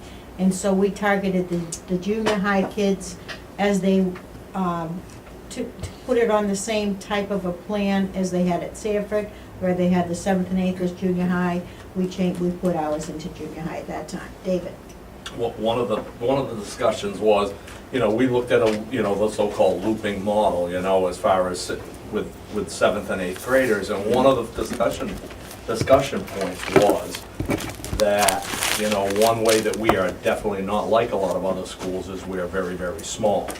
And this was the thing that went back and forth quite a bit, was that, you would potentially have the kids have the same teachers for 3 years in a row.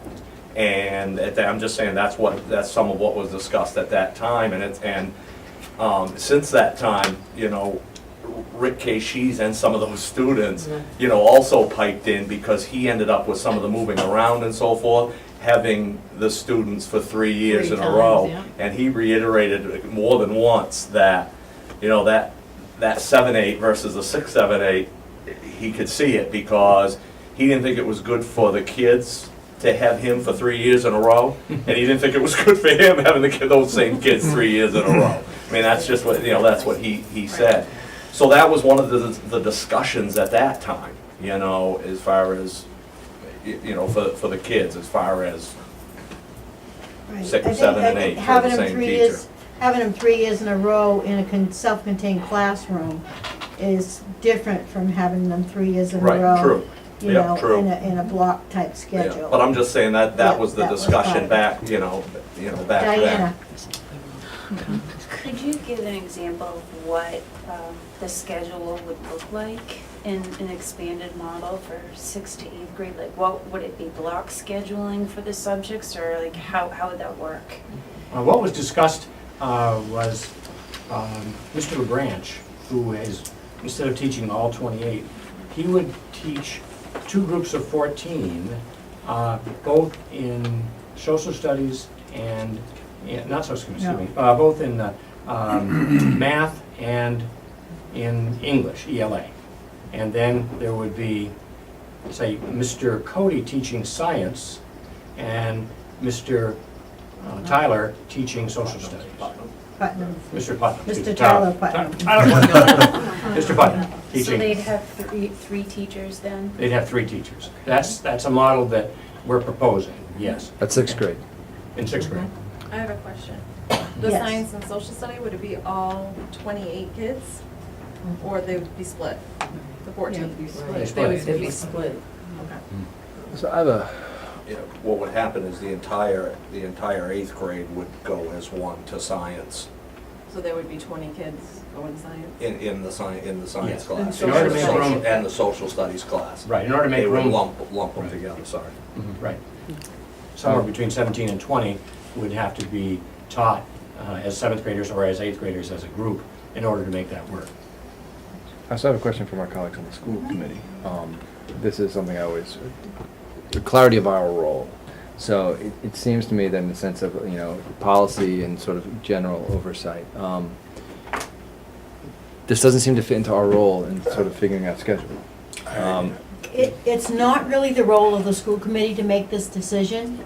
I think what's happening tonight is that we're being given information. Yeah. Providing recommendations or our thoughts or Providing our insights. thoughts or whatever, our opinions. Gotcha. This isn't the role of the school committee. The scheduling role lies within the administration of the school. So It's their role. So clarify, so I guess the question is exactly what is needed from us, one, because I think we can provide, maybe we can have a conversation in regards to, one, I think this opens up a couple opportunities. One is an opportunity is what is our policy? Maybe we do want to refine our policy down the road in regards to, because I don't think this is going to be the only time this question will arise down the road. Well, it's pretty well defined in the school committee member law book, which I've been reviewing regularly lately, that that is the role of the administration, what the role of the school committee is and what the role of that scheduling Is administration. is administration, correct. That's why I'm a little confused here. The other one, though, is I see this as, I haven't talked to anybody about this, so this might be a bomb, so feel free to ignore this, but I think this is a fictitious problem in regards to, when we talk about numbers, we're talking about numbers based upon when kids are born, which is really when we think about it, absolutely. Numbers what? These numbers, these are numbers, like we've got 28 sixth grade students. Those 28 students are in that box because of when they were born. Not because of what they know or able to do, what the proficiencies are. And Maine is moving towards proficiency-based learning. So if we ignore, we don't want to totally ignore it, but if we set aside for a moment that this is, as Dave said, this is a small school. It gives us greater opportunity to be more nimble than larger schools. Because in a way what we have is past practice is we group kids by the batch of when they were created, which has nothing to do with education. If we were to set that aside and look at other metrics, you can balance the numbers. Again, I don't have an opinion either way. There's things about the sixth grade model I like. I like models that have flexibility. I like models that are more responsive to the needs of students. I fully don't understand, with the information I have, what the different models are out there. My stance is, as long as there's due process and people's voices are involved, administration makes the decision. But I wonder if this is an opportunity where we can be nimble. If we don't do it by birth dates, but we have a middle school that's a little bit more proficiency oriented. What the logistics are of that changes the calculus. But I think when we look at the numbers like that, we don't have to follow those. So I don't know if that helps. That's kind of a little bit of a bomb. But that is the intent of Maine going proficiency-based, multiple pathways. No, We because- don't have to follow sixth grade. We can ignore that totally. Right, because some of the sixth graders, though, that we're talking about, those 28, some of them may be at the 7th or 8th grade level. That's what you're trying to say. 'Cause they're They might already be at the 8th, proficient. 7th grade or 8th grade level in math, but they could be at the 4th grade Right. level. And so if So there's multiple isn't that what we're teachers. looking at? Can we have the I don't group of know. teachers in place and then put the kids where? They may be behind somewhere else. Yeah, Well, how does, I don't want to decide on particularly the model, but I think we can, as a committee, sort of say, again, encourage, administration to look at particular, take proficiency and where students' current performances in a couple key areas as part of the decision-making process. I don't want to get into voting on deciding what the schedule is going to be. That's not our job. Yeah, no, so. I guess what I don't understand is, I think that last meeting when we discussed it, we had talked about staying with the 7th and 8th grade. And this plan that we're talking about tonight, I never even saw that. What drove it for this, I think there were, how many plans that were put before us at that meeting when we discussed it? There were two then. This was Two. actually a third that This was wasn't behind the even, scenes. this wasn't even on the table. And it really is in our position, but you asked our opinion that day, and I think it was a consensus across the whole board that we'd keep the 7th and 8th. No, not mine. These I numbers think- here really don't mean anything, really, like this, Right. it's just things to look at. They're batch But what numbers. came all of a sudden was 28 students in one I place. understand that. So they have been trying to. No, it was discussed I having think the we- sixth we do grade the last meeting. 26th I think grade. This we- I think we this talked- here was not on the table at that meeting. No, this wasn't. That No, was this- not. I had this. I have this. No, one. not this, I'm talking about the 6th, 7th, and 8th I'm talking about. Oh, Right. yes, definitely. It was brought I up. think, They well, talked- I think when we Not talked the about, plan that he's talking about, it wasn't one, there were two options, this was not one of them. No, 6th, that- 7th, 8th. you're right, not fully discussed, but this is administration. Am I right about that, Ken? The other plan, there were two plans, there weren't three. This was a third plan that was behind the scenes. There was a second plan, there was a full 28. There wasn't a plan for splitting them up because that would have meant hiring another teacher and the budget won't allow. But there was a possibility of using our gifted and talented teacher with some pullouts of students. That was one of the opportunities that we were looking at because of some flexibility that she might be able to provide. But the more we looked at the fact that there were We thought we're we're good. one teacher short, right? Is that right? We're one teacher short, is that what's basically Well, driving? we made the decision, basically, we made the decision to Ed tech put, short. we made the decision to put 2 teachers in kindergarten based on the fact that it looks like we may have between 22 and 24 kindergartners. So if you're gonna do that, and that's fleshed out, then that creates pressure throughout the building as to where you're gonna put the other teachers. So that's why this is Plan B on this sheet, the 1415B. It was behind the scenes, and I had talked about it some 6 or 7 months ago when I first got to the district, because I was familiar with it and comfortable with it. But it was not, and it was actually, parts of it were mentioned in the initial middle school discussions that Mrs. Bovin had with them. But it wasn't finally fleshed out until it was delivered to the teachers at that teacher meeting several weeks ago, in between board meetings.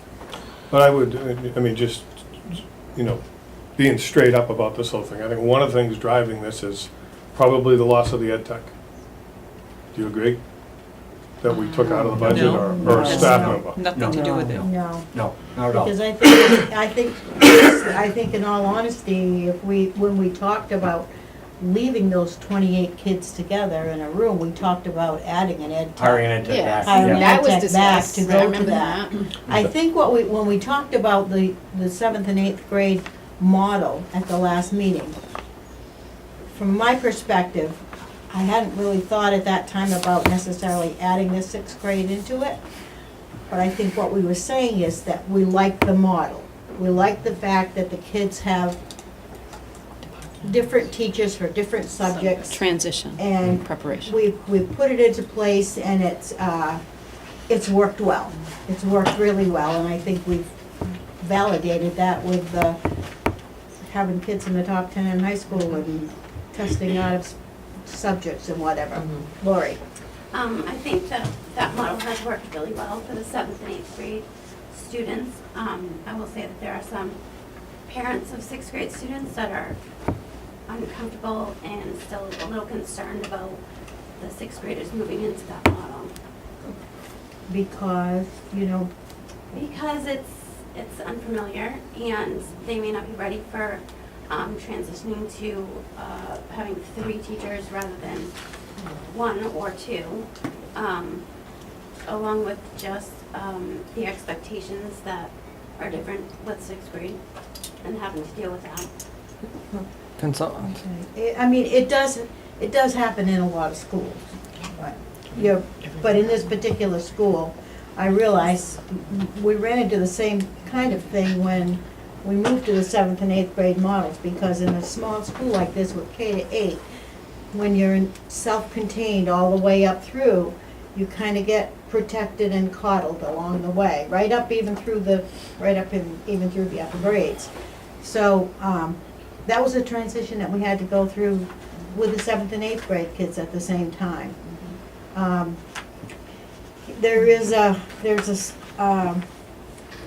In SAD 60, they have a 6th grade school, it's called Noble 6. And it's transitioned again. They're 6, 7. 6, 7, and 8, and they've changed it back around. It was at one time It a was. 6th grade school. The same thing, responding to population. They were in that school, but they were doing the same model that what our 7th and 8th graders are doing. The confusion I have is that when I look at the Plan A and Plan B, the only difference is 2 teachers in 6th grade versus 1, 2 teachers in 7th grade versus 1. Am I correct? But that doesn't provide me, I still don't understand fully the differences in regards to the 2 plans, in the sense of, it's more, if I understand correctly, it's more than just numbers. It's who teaches what.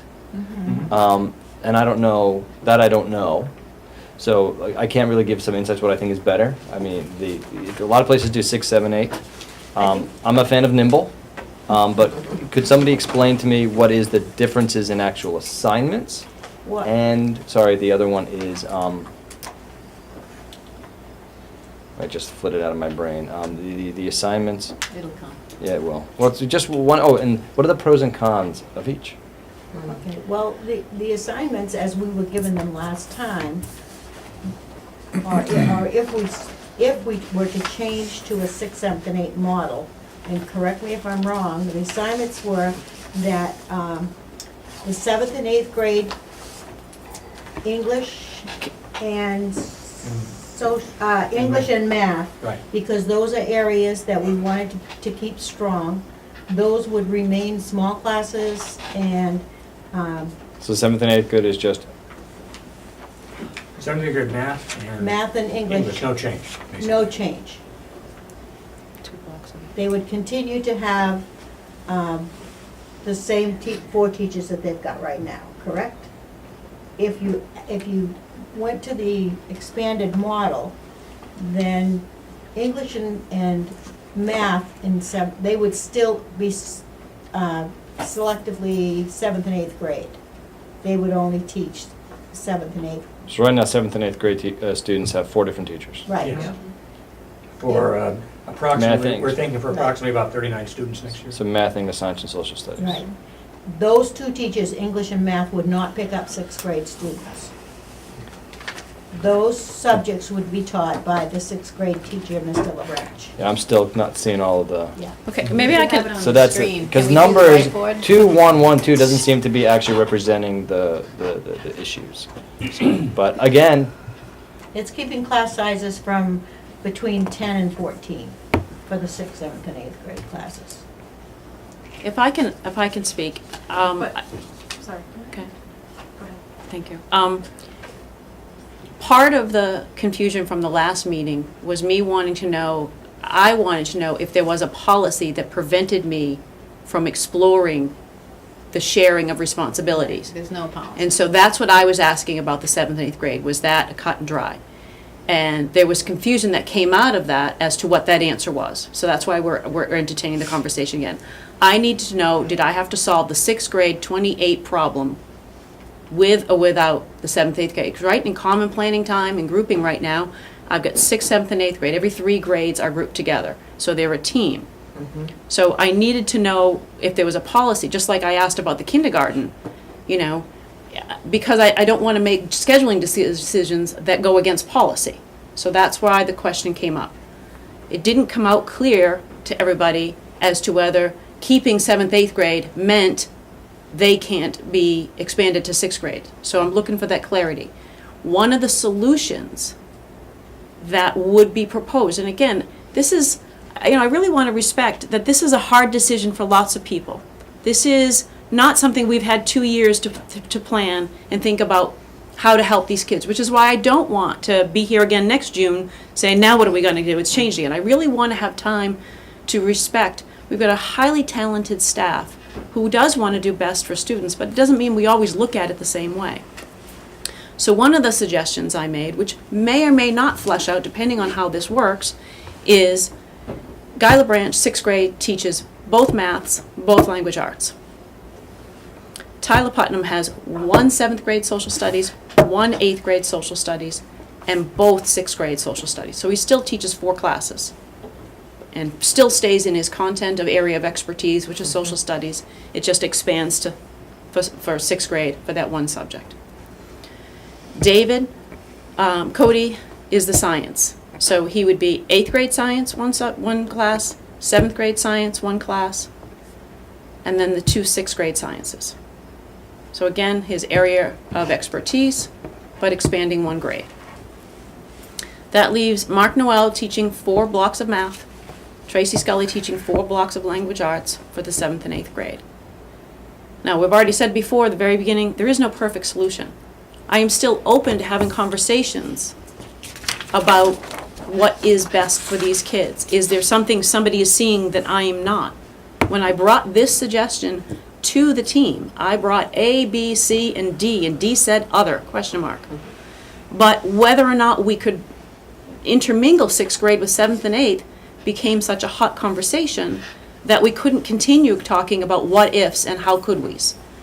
And I really respect that it's a difficult conversation to have. I've said to the whole staff that, this is my 5th spring of not so much fun math.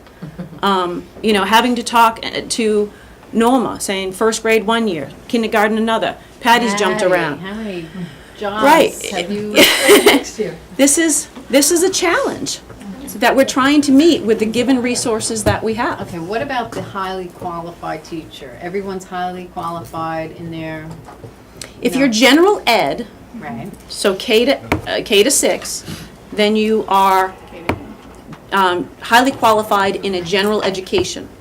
The 7th and 8th grade content teachers have proven themselves highly qualified in those content areas, which means you have to teach that subject more than 50% of your day, and they do.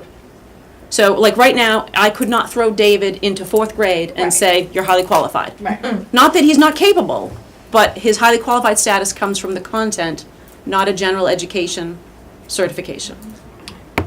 So, Tyler Putnam is only certified, he's not certified in 6th grade, he's Right. certified He- 7-12.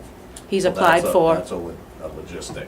Right, Doesn't he's affect applied me at all, for, but I'm he has saying. applied for conditional certification in elementary ed because of that. So that's something, he's right, that's something we have to look That's at. what I mean, you Yeah. know, is everyone, Otherwise, everybody's certified K to 8. so, based on the question to the committee, I propose 4 statements. I don't know if that's helpful, but is that kind of what you're, I'm still unclear what the question is, but based upon this, I have 4 thoughts. good. Okay, Amy had a question. Oh, I'm sorry, I didn't see that. Okay, go ahead. Well, having a child going into 8th grade and having a child going into 6th grade, obviously it raises a little bit of a stir, I guess. The way I'm understanding it is the 7th, 8th graders that are gonna be lumped into one for Mr. Cody and Mr. Putnam. Yes, right, So it'll be 7A and 7B in one class, Yes. correct, so we're talking 20? Mhm. that we know of, yeah. And Could be science more, is all could be more, science. could be less, I mean, I personally don't foresee how that's any better than the 26 and 1. I mean, we're talking 5 more kids. 28. 30% Yeah, proposed special 20. needs. But We're at 30% 26 special right now. needs. That's a big difference. With a, right, yeah, with special needs, and you've got to factor that in too, but, I mean, I feel like that's gonna take away from the 7th and 8th graders in helping the 6th graders, and I don't feel like that's the best option for the kids. Well, change is difficult, but Can it you- is So- something that's all around, 6, 7, 8. That's the way I feel. And I didn't say it last meeting, because feel like I didn't our know schools are- what we were supposed to do, just listen to the input. No, So I'm I just didn't saying that, speak. well, I felt like there was a consensus, nobody really, we didn't vote, but this 6th, 7th, 8th plan was not discussed in the last meeting. Right. That's right. I don't know, because maybe they in my have a look head I at was it. discussing. Maybe, but I know it wasn't. And that's what- Absolutely was not, it I was came like, out, why not 6, it 7, 8? wasn't one of the options. I'm just, I know, but I agree with that's- that. I agree with Jim. It was not clearly discussed. It was absolutely not clearly discussed. And that left some ambiguity. That's why we're back here. Diana? I absolutely agree with you. I'm just wondering, could you pilot this 6, 7, 8 model for a year and try it with a group of kids with the proposed schedule that you have? And meet with parents and, because a lot of the thing with the parents is they want to be informed about what it's going to look like. And to meet the staff who's going to be working with their kids. So it's just a thought that I had, just a question or a wondering, could something like that happen? How large was your largest class this year, Dave, in the junior, in the 7th and 8th grade classes? What was the largest group that you guys dealt with between? 13, 14. 14, 13. Yeah, so 14. 14? Yep. So 6 more kids in the science lab. We've had Yeah, I mean, 18, 20, my 22. daughter was here in 8th That's pretty grade, and there were normal size for 330 classes. kids in the school, and now there's 200. So it's a lot less. It is. So I probably had a lot more than 20 in her class, but I'm just saying, you know, things change.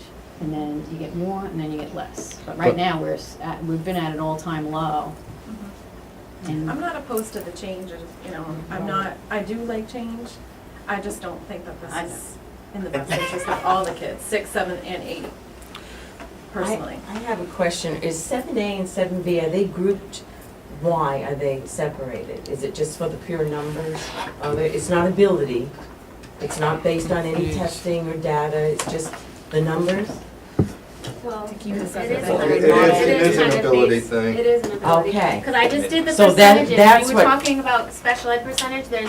So 28% of the sixth graders are special ed, and 28% of the eighth graders are special ed. So even though the eighth grade only has 21 students in it, 28% of them are special ed. So That's a the lot. percentage is the same. So you're talking about putting all of those kids into the science lab and all of those kids into the social studies class. I mean, if that's the way you want to do it, that's the way you're going to do it. I'm just showing you that the percentage of special ed kids is the same. And that's kind of where, go what Tracy said is, I appreciate the way you just said that, because like the way you want to do it, that is not our decision as a school committee. Right. And what I think is key for me, a couple things is, it sounds like as a committee, we have thoughts about this. We're not a fan of 28. We're There's no- definitely not a fan of so 28. there's no policy on this one. No Okay, policy. so as a committee, we are not, we do not support class sizes, you know, really much more in excess of the low 20s. Is that, I think, that's what I'm hearing. There's no specific number because there's so many variables that come into play. Right. Is that inaccurate? Our only policy has been at the kindergarten level. Yep. And our policy at kindergarten 20. level a few years ago was when we reached 20, we went to a second teacher. That's also state law, or is it? I say it's law, it's on the state. Recommendations. So there- It's more than a recommendation. Well, I know that when I came on the board, that was one of the first things I learned. If you had 19, you could Something have one triggers the next teacher. But once you got to 20, you got another teacher. But in regards to this middle school, there's no policy. No. So that was Trish's direct question. But we do have thoughts in regards to that. It sounds like I have some additional thoughts that I think, you know, just from our role is that I do believe this is an administrative decision. But as a committee, I would want there to be input in that decision from other stakeholders. So later on, after this falls out the way it is, I'd want to make sure, I'd want to know that it was an informed process, that the administrators did seek input and base their decision on that input. Some will be happy, some won't be. I fully don't understand the configurations. I need to see it on paper, so I'm saying all this theoretically. But I think as a board, we could say no policy. Keep it, keep the numbers as equitable as possible, as low as possible. Take special education into consideration. It's the administration's decision with input from key stakeholders, maybe parents as well. But I would add also that keeping in mind, and I would say that at least for me, and I'm curious about the school committee. The last statement I would propose is that not being guided by age specifically, but be guided more by not ability per se, but past achievement. Ability is a prediction on what students will do. Achievement is what they've already done. I want it based upon data, not what I think about a kid will do. And that opens things up to be much more creative. I honestly That's what I don't know think. any other Creative. information I can provide as a school committee member to inform the decision. Well, I think everybody agrees, 28 is way too many in class. Could I just ask a question of administration? If it, what would be the next scenario to eliminate a class of 28 students without going to the 6, 7, and 8 model? What would be the next scenario for that? What would you be looking at if you didn't go to the 6th, 7th, and 8th model? What would you go to solve the problem of 28? What other ideas do you have for solving the problem of 28? Yes. Can I just make a comment? When I was hired 3 years ago, it was as an ed tech with 27 kids in one classroom. We hit 28 and we decided to hire me on full time, so as a teacher. So past practice says that at that number we split, whether or not it's within that model or we have to shuffle people around or hire a new teacher. I think past practice says that.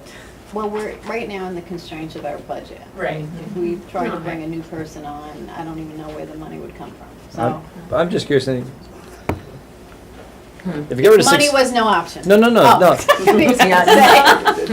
A finite is we've got 5 teachers who teach certain things. Yes. I would just get rid of the idea of 6, 7, 8. I know, that's what I'm Just thinking. just remove that. Yeah. With the resources we have and the students we have, what's the best configuration for kids? The 6, 7, 8 is meaningless And we're so used to that. We could have, again, I know this would blow people's minds, but we could have A, B, C, D, E. We could have the guppies and the sharks. Well, we don't want the sharks eating the guppies, but 6, 7, I think part of this is being limited by this construct of 6, 7, 8 that is silly. But again, I don't want to create the schedule. I think we can provide guidance of things to think about. I'm not sure what else. So what you're thinking about is grouping students by ability within. Not ability. Doesn't want to say ability. Past achievement. By achievement. Yes. Given the resources we have with the teachers and their subject and the Then knowledge you and figure out expertise. where everyone goes. I mean, Yeah, but you're, But when you put For sixth what graders and is- eighth graders together, that's only 3 years, but that's a world of maturity difference. You can't put sixth graders with eighth graders. You're talking, you can. that's. It happens, and they're successful. Some kids might be able to handle that, but not all. Well, that's part of the You know, calculus. But here's, That's scary. you can group 6th, 7th, and 8th grade students that are more compatible, assuming that all 6th grade students are compatible, is just as false. I'd rather look at the students and their needs based upon who they are than some arbitrary number of when they were born. Your concerns are valid. Yeah, you're talking but 11-year-olds and 13-year-olds, you know, that's. I know some 11-year-olds that are more mature than 13-year-olds. Right. So assuming all 13-year-olds are the And same I'll level say of my maturity. daughter was easily one of those, but. Well, so make the decision based upon the kids, not based upon their age. You'll get better groupings than you will. Now, if we had gone to that example. This is an where opportunity. The sixth graders would work with Mr. Putnam and Mr. Cody, and Mr. LaBranch would work with the 28 in, was it English? 2 sections of 14, right? I'm thinking in the beginning of the day, homeroom. Would 28 kids be in one sixth grade homeroom? Would So they be in who with would- eighth graders? Would they be in, so how would that work? But you see, okay, this is what the school was saying. There's so many different possibilities. I'd rather you come in for lunch tomorrow and talk about it than to keep going on here. What I need to know is, can we talk about it? Because there's lots of different possibilities, Well, Diane. we did that a couple of weeks ago and we're back, so. No, Well, I'd like to hear that scenario too, about a Yeah. homeroom, what are the demographics of that, are there 6th, 7th, and 8th in a homeroom to start the day? I would To me, prefer that to matter, have you know. two I wanna see a model, sixth not grade based on homerooms, would be my preference. Right, so would So they have one to of the bring in another 4 teacher? would have to take a sixth grade homeroom, and we could remix the 7, 8, So one of the 7th and 8th grade teachers would. Be a convert sixth to grade sixth homeroom. grade homeroom. right. Well, the other thing too is I tried to get high schoolers off the bus with the kindergarten, but that never flied. So that to me was a big issue, having kindergartners with 12th graders, not that many 12th graders ride a bus, but you know what I'm saying? Yeah. And we never were able to do that, and that to me is more detrimental. It's true. It's true. The buses can be rough. Unstructured area. I think it's an exciting idea what Dr. Perks is Yes, he is. Oh, no. I do, but I don't. He plays it I down. just never heard him call that. Well, I think it deserves respect. Anyway, so, we did something in kindergarten, in 1st and 2nd grade. We had reading time all at the same time. And we said, oh, let's group by their reading level. And it was a real wonderful coordination. And those kids who at the end of 1st grade, Norma, you've got kids reading on 28, 24, which is the middle or end of 2nd grade. Does it make sense for, it made more sense for us to diversify and group them according to that, so every kid gets what they need. To me, this opens that up. 6th, 7th, and 8th is what you're saying. Remove a false constraint, age. Right. It's fictitious. Right. It's a false constraint. And I think we're a small enough school that idea could be really exciting. Yeah, and there are developmental concerns. Those are part of the calculus. But Yeah, those developmental concerns why take a kid who's exist reading within the on same 8th age grade level. level and keep them in 6th grade? And maybe it's different from math. Maybe it's we've got 5 teachers who are wonderful resources, good at their craft. Yeah. We've got a finite number of students with diverse needs. Figure it out. Yeah. But it does not have to be 3 grade levels. Then I think that's different. I think that was an assumption perhaps in the calculus. It's hard. And I don't think, and I think it is really, really hard, but Well, I just it's want to say from a revolutionary. committee that at least for me, I'd be interested to see a model that was not constrained by the 6th, 7th, 8th grade. It's gonna take some work, but it can be done. I have That meets worked on- everybody's I have needs. worked on a schedule Kevin, with what you're talking about, but I think that being a small school almost hurts us in that regard, because when you start doing individual kids' schedule and saying, you know, this kid's gonna go English, now this kid's gonna go to, you don't have enough teachers to support that. Where if you, like, I met with a teacher in Sanford, because it's a bigger school, that's the way they do it. Kids have schedules. It's not a teacher schedule and like a whole class goes together everywhere. And because they have more teachers to plug the kids into, you know, 6 science teachers, you know, 6 whatever, English teachers, because we only have that one teacher making individual kids schedule. I spent hours. Yeah, trying no, to I'm not figure saying, out I'm blocks to not, put I'm not that saying, I'm not saying individual kid schedules. I'm saying remove the constraint, because what you're talking about is a certain number of kids, 5 teachers, 3 grade levels. But it would have to be individual schedules, though, because they might be Not high necessarily. achievers in science, but not high achievers in language arts. So No. they wouldn't be able to go with the same group to Possibly. You could change the calculus, so for example, theoretically, you've got the number of students, whatever it is, like 50, 60 students. 5 teachers, 4 groups. Why does it have to be 3 groups? It could be 6 groups. It could be 4 groups, 3 groups. It could be 2 groups. You're limiting yourself to trying to fit everything into 3 bins. You don't have that limitation. It could be 4 or 5. You've got 5 teachers, 5 bins. You could do 5 self-contained classrooms if you wanted to. I'm not espousing that, but it's a freedom you have. It doesn't have to be 3. Individual schedules is going all the way to the other one. I'm looking at 60 different individual schedules and 60 different bins. No, it could be 4. It just doesn't have to be 3, and I think you're trying to fit the math into 3 because of grade levels. You don't have to constrain yourself. Just remove that, see what else you can play with. I agree with you, it's challenging, but I just haven't heard that being talked about. So again, the only thing I'm espousing is you can remove that constraint, at least, and I can't speak for the committee, but I don't feel compelled by that one, that it has to be 6, 7, 8. I think there's good data and research out there that that's actually poor practice. Age tells us nothing. I think Very too little. that, you know, I think we need to also look at the possibility of, for instance, let's say that the upper grades were all set this year and every teaching slot is full, and we have 15 kindergarten kids, so we have 1 kindergarten teacher. Let's say in October, all of a sudden, we have 20 kindergarten kids. What do? Hire a teacher. We hire another teacher. We figure out a way. We figure out a way somehow to work it into the budget to hire another teacher, to divide that group up. So I think that's something else that can be looked at. That's I like that idea, I like that idea. Well, yeah, but you gotta find, my job is just to say that, blah, blah, Well, we blah. already know that. But somebody else has gotta figure out how to figure that out with the budget, Kim? right, Kim? It's called, let's have another town meeting. That's it. So it's we don't need another town meeting for that, but that's another,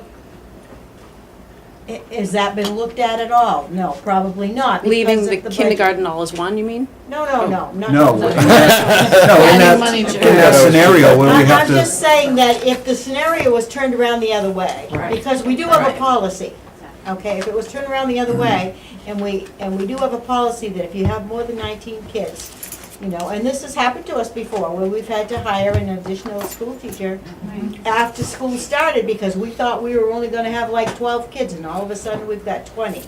So if that were the case, it wouldn't be an option for us. So. Well, one Yes. other option that came up a long time ago was to send the 7th and 8th graders down to Sanford. That was an option if, you know, that's just an option out there, is if we can't accommodate those kids because we can't give them Spanish or whatever, name something, we don't have it here because we just don't have it here, then maybe 7th and 8th grade would be beneficial going down there. And if we send, well, there was a long time, no one wanted to send a high schooler down to Sanford. So we have for 12, 13 years had that contract in place, and kids have been going regularly. The second contract is in place to send them to high school. So why wouldn't it logically move 7th and 8th grade down to Sanford? That's just out there because if we can't accommodate our children with what we have, but I feel we can. I think we have the teachers that can work this out. That's why we have highly qualified teachers. and everyone's certified, so. So hopefully administration has heard from the board. Are there any, But the 7th and 8th grade option to Sanford really never was an option. I mean, it was about as much of an option as the talk where people were talking about closing the whole school down and sending all the kids to Sanford, you know? That wasn't a real legitimate option that was No, ever it's on been the talked table. about. It's been Yeah. talked about, but it We- really was We never. looked at it, we figured. We actually priced it. No, At the it's been time, the talked school about. had too many kids. You know, and then there's some talk They about had too closing many the kids. school and sending them down, but it's really, I mean, for So an how- issue like this, to talk about sending the 7th and 8th I'm not a fan of it. to Sanford, it's ridiculous. You know, it's not even. That's not happening. You know, when But- people look at the budget, lots of times they look and they come up with how many students in a classroom. Only what? 10 in a classroom, 15 in a classroom? What is the matter? What, how, you know, that's one of the big things that was always brought up. How come they don't And price have per 18 or student. 20, you know? Price It's per like- student. That's why Price per active students student. are graduating high at the top. Well, that's what we say. Absolutely. Well, I That's know, why we're that's, here. that's part of our It's argument, the right, excellent right. education they get here Right, one-on-one, yeah. you know. But And budget we time. never, we never keep sent that our kids to for Stanford our for kids. Spanish. We were the ones that had Spanish. I know. You know, And that hopefully- wasn't one of the reasons that option was talked Our about. kids went to We had Spanish. it. No, I'm Our just kids talking went to 3 years Sanford and ago. tested out 3 in years ago, Spanish. not longer. So this conversation came up because I think there was, people wanted more clarity from the board. Do you have the clarity, I guess, from about where the board stands? I don't want there to be more, anything unclear. This leaving. discussion couldn't have taken place, we didn't have these numbers finalized enough, like during budget time, that we couldn't have got this information together a little better, that We were to figure expecting- on maybe another teacher or. No, we were expecting less kindergartner. Yeah, less kindergartners. That was the problem. At That's the what time. triggered this 2 weeks ago. But we because knew the 6th grade was this number of We students. knew the 6th grade was that number, but we No, planned. actually, we did not know this back in January. We did not. No. No, you're right. But the kindergartners, that was the big And push. the because 7th, 8th grade we starts thought there were since gonna then. be the typical 17, 18, 19 kindergartners, and now it looks like there may be 22 or 23, so that triggered this change. So is there anything in regards to our stance as a committee that's not clear? I think the administration and the teachers probably got to take a look at it again. Figure it out. Come up with a new plan, or some plan. You know, hopefully, you know, and I think, you know, administration, you've had a chance to hear from parents, you've had a chance to hear from other staff members, and all those things can be taken into consideration. Absolutely. What their concerns are and what the staff concerns are. And, Think outside the box. How about that? I want to thank the PTG members for coming too. I had mentioned to, I think one of you, I'm trying to remember who it was, I guess, yes, it was, yes, that, Amy, that I was hoping that you'd have a crew here to visit this issue, because it's not business as usual. We don't say it's business as usual, but we have a problem that we want to solve for 4 years, for the next 4 years or the next 5 years, not a 1 year, as she said, knee-jerk reaction. That's why we say, if we are able to do a 6th grade, 7th grade, and 8th grade, then we can build 3-year curriculums, and we can take the 25 that are coming in next year and do the same with them. And then the year after, when we're down to 12 or 13, we don't change the plan. It just happens to be that we might adjust the 3 teachers a little bit. So, again, that's where we're at, but I do appreciate all the commentary and the conversations, and it is not an easy decision, believe me. Thank you for the opportunity for feedback from us. Great to have the parents speaking up too. Absolutely. all right, I think we need to move along here. Unless anybody has anything else they want to say about that before we go on. And I can't find my agenda because I've buried it in stuff. Here we go. Okay, let's go on to new business. And 10-1, under new business, we have a request from one of our school committee members to change the August meeting from the second Tuesday to the first Tuesday. That would be me. That would be Jan. Requesting that. that a major item? Nope. I mean. You never know with That's this right, you group. just never know what's. I propose that we accept that with the stipulation I won't be able to be here. I will Skype in remotely Skype in from lovely fracking capital of America. Okay, so it's been moved that we change the meeting in August to August 5th. Anybody second that? I second that. You seconded it, Jeanette moved it, all right. Any further discussion? All in favor? Okay, I would appreciate an email telling us. Jeanette will do that. She's good at that, she's very good Absolutely. at that. Okay, let's move on to 10.2. Under 10.2, first of all, we're gonna look at offering continuing contracts to Melinda Bantauer and Travis Cochran. And Brenda Whitney. No. No, no. That's Brenda's just those two. Brenda's is the. We adjusted the agenda to 10.3. I thought I had the Brenda's revised is one. tenure. Okay. So you're offering Travis and Melinda a second year probationary contract, Probationary contract. Right. But Brenna, continuing contract. she's 10.3 because that agenda was adjusted at the beginning of the meeting because she that's actually right. is going on to a 10-year contract. I bet. Well, I'd like to make a motion to give continuing contracts to Melinda Bandauer and Travis Corcoran. How do you say it? It has to be 1 year probationary. 1 year probation. 1 year probation. So it'll be their second year of probationary, Right. not a continuing contract, different. Oh. we're in the Continuing wrong contract, one. Okay, so their second different. year of probationary, yes, Yes. contract? Yes. Exactly.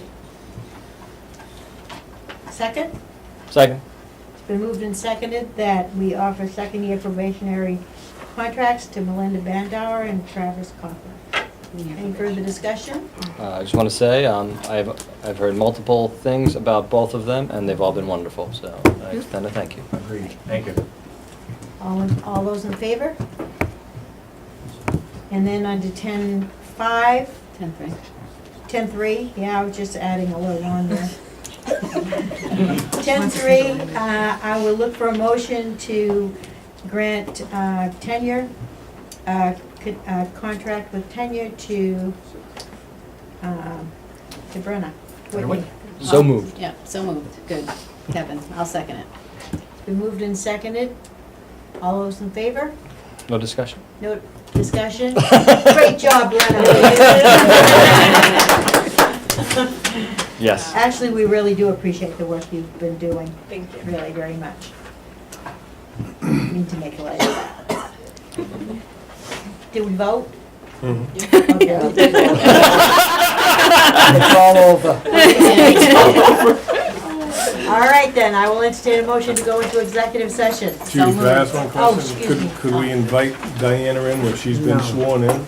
I have not officially been She hasn't sworn been in. Oh, you didn't get sworn in yet? I don't Okay. think Before we- Term is I enough. would like to, Thank you, everybody. I would like to, before we close, I would just like to say that, Paul Poignant has decided not to be on the committee next year, the Warren Finance Committee. I'm so sad. And So sad. I just want to say that as a school committee, we have really appreciated Yes. our working relationship with the Warren Finance Committee since you've been chairing that committee, and we're very appreciative of all the efforts you've done, and we think that you've done a great job, and I hope that this is just a little one-year vacay for you. Yes. I make no promises, but it's I appreciate that. I've certainly enjoyed, I think there's been a very good working relationship. I think we haven't gotten to that adversarial kind of thing that I've seen in prior years. And I thought it worked out fairly well. Thank you very much. Maybe you need to change, and I need to change too, so we'll see. It's been moved and seconded? Yes, second. All in favor?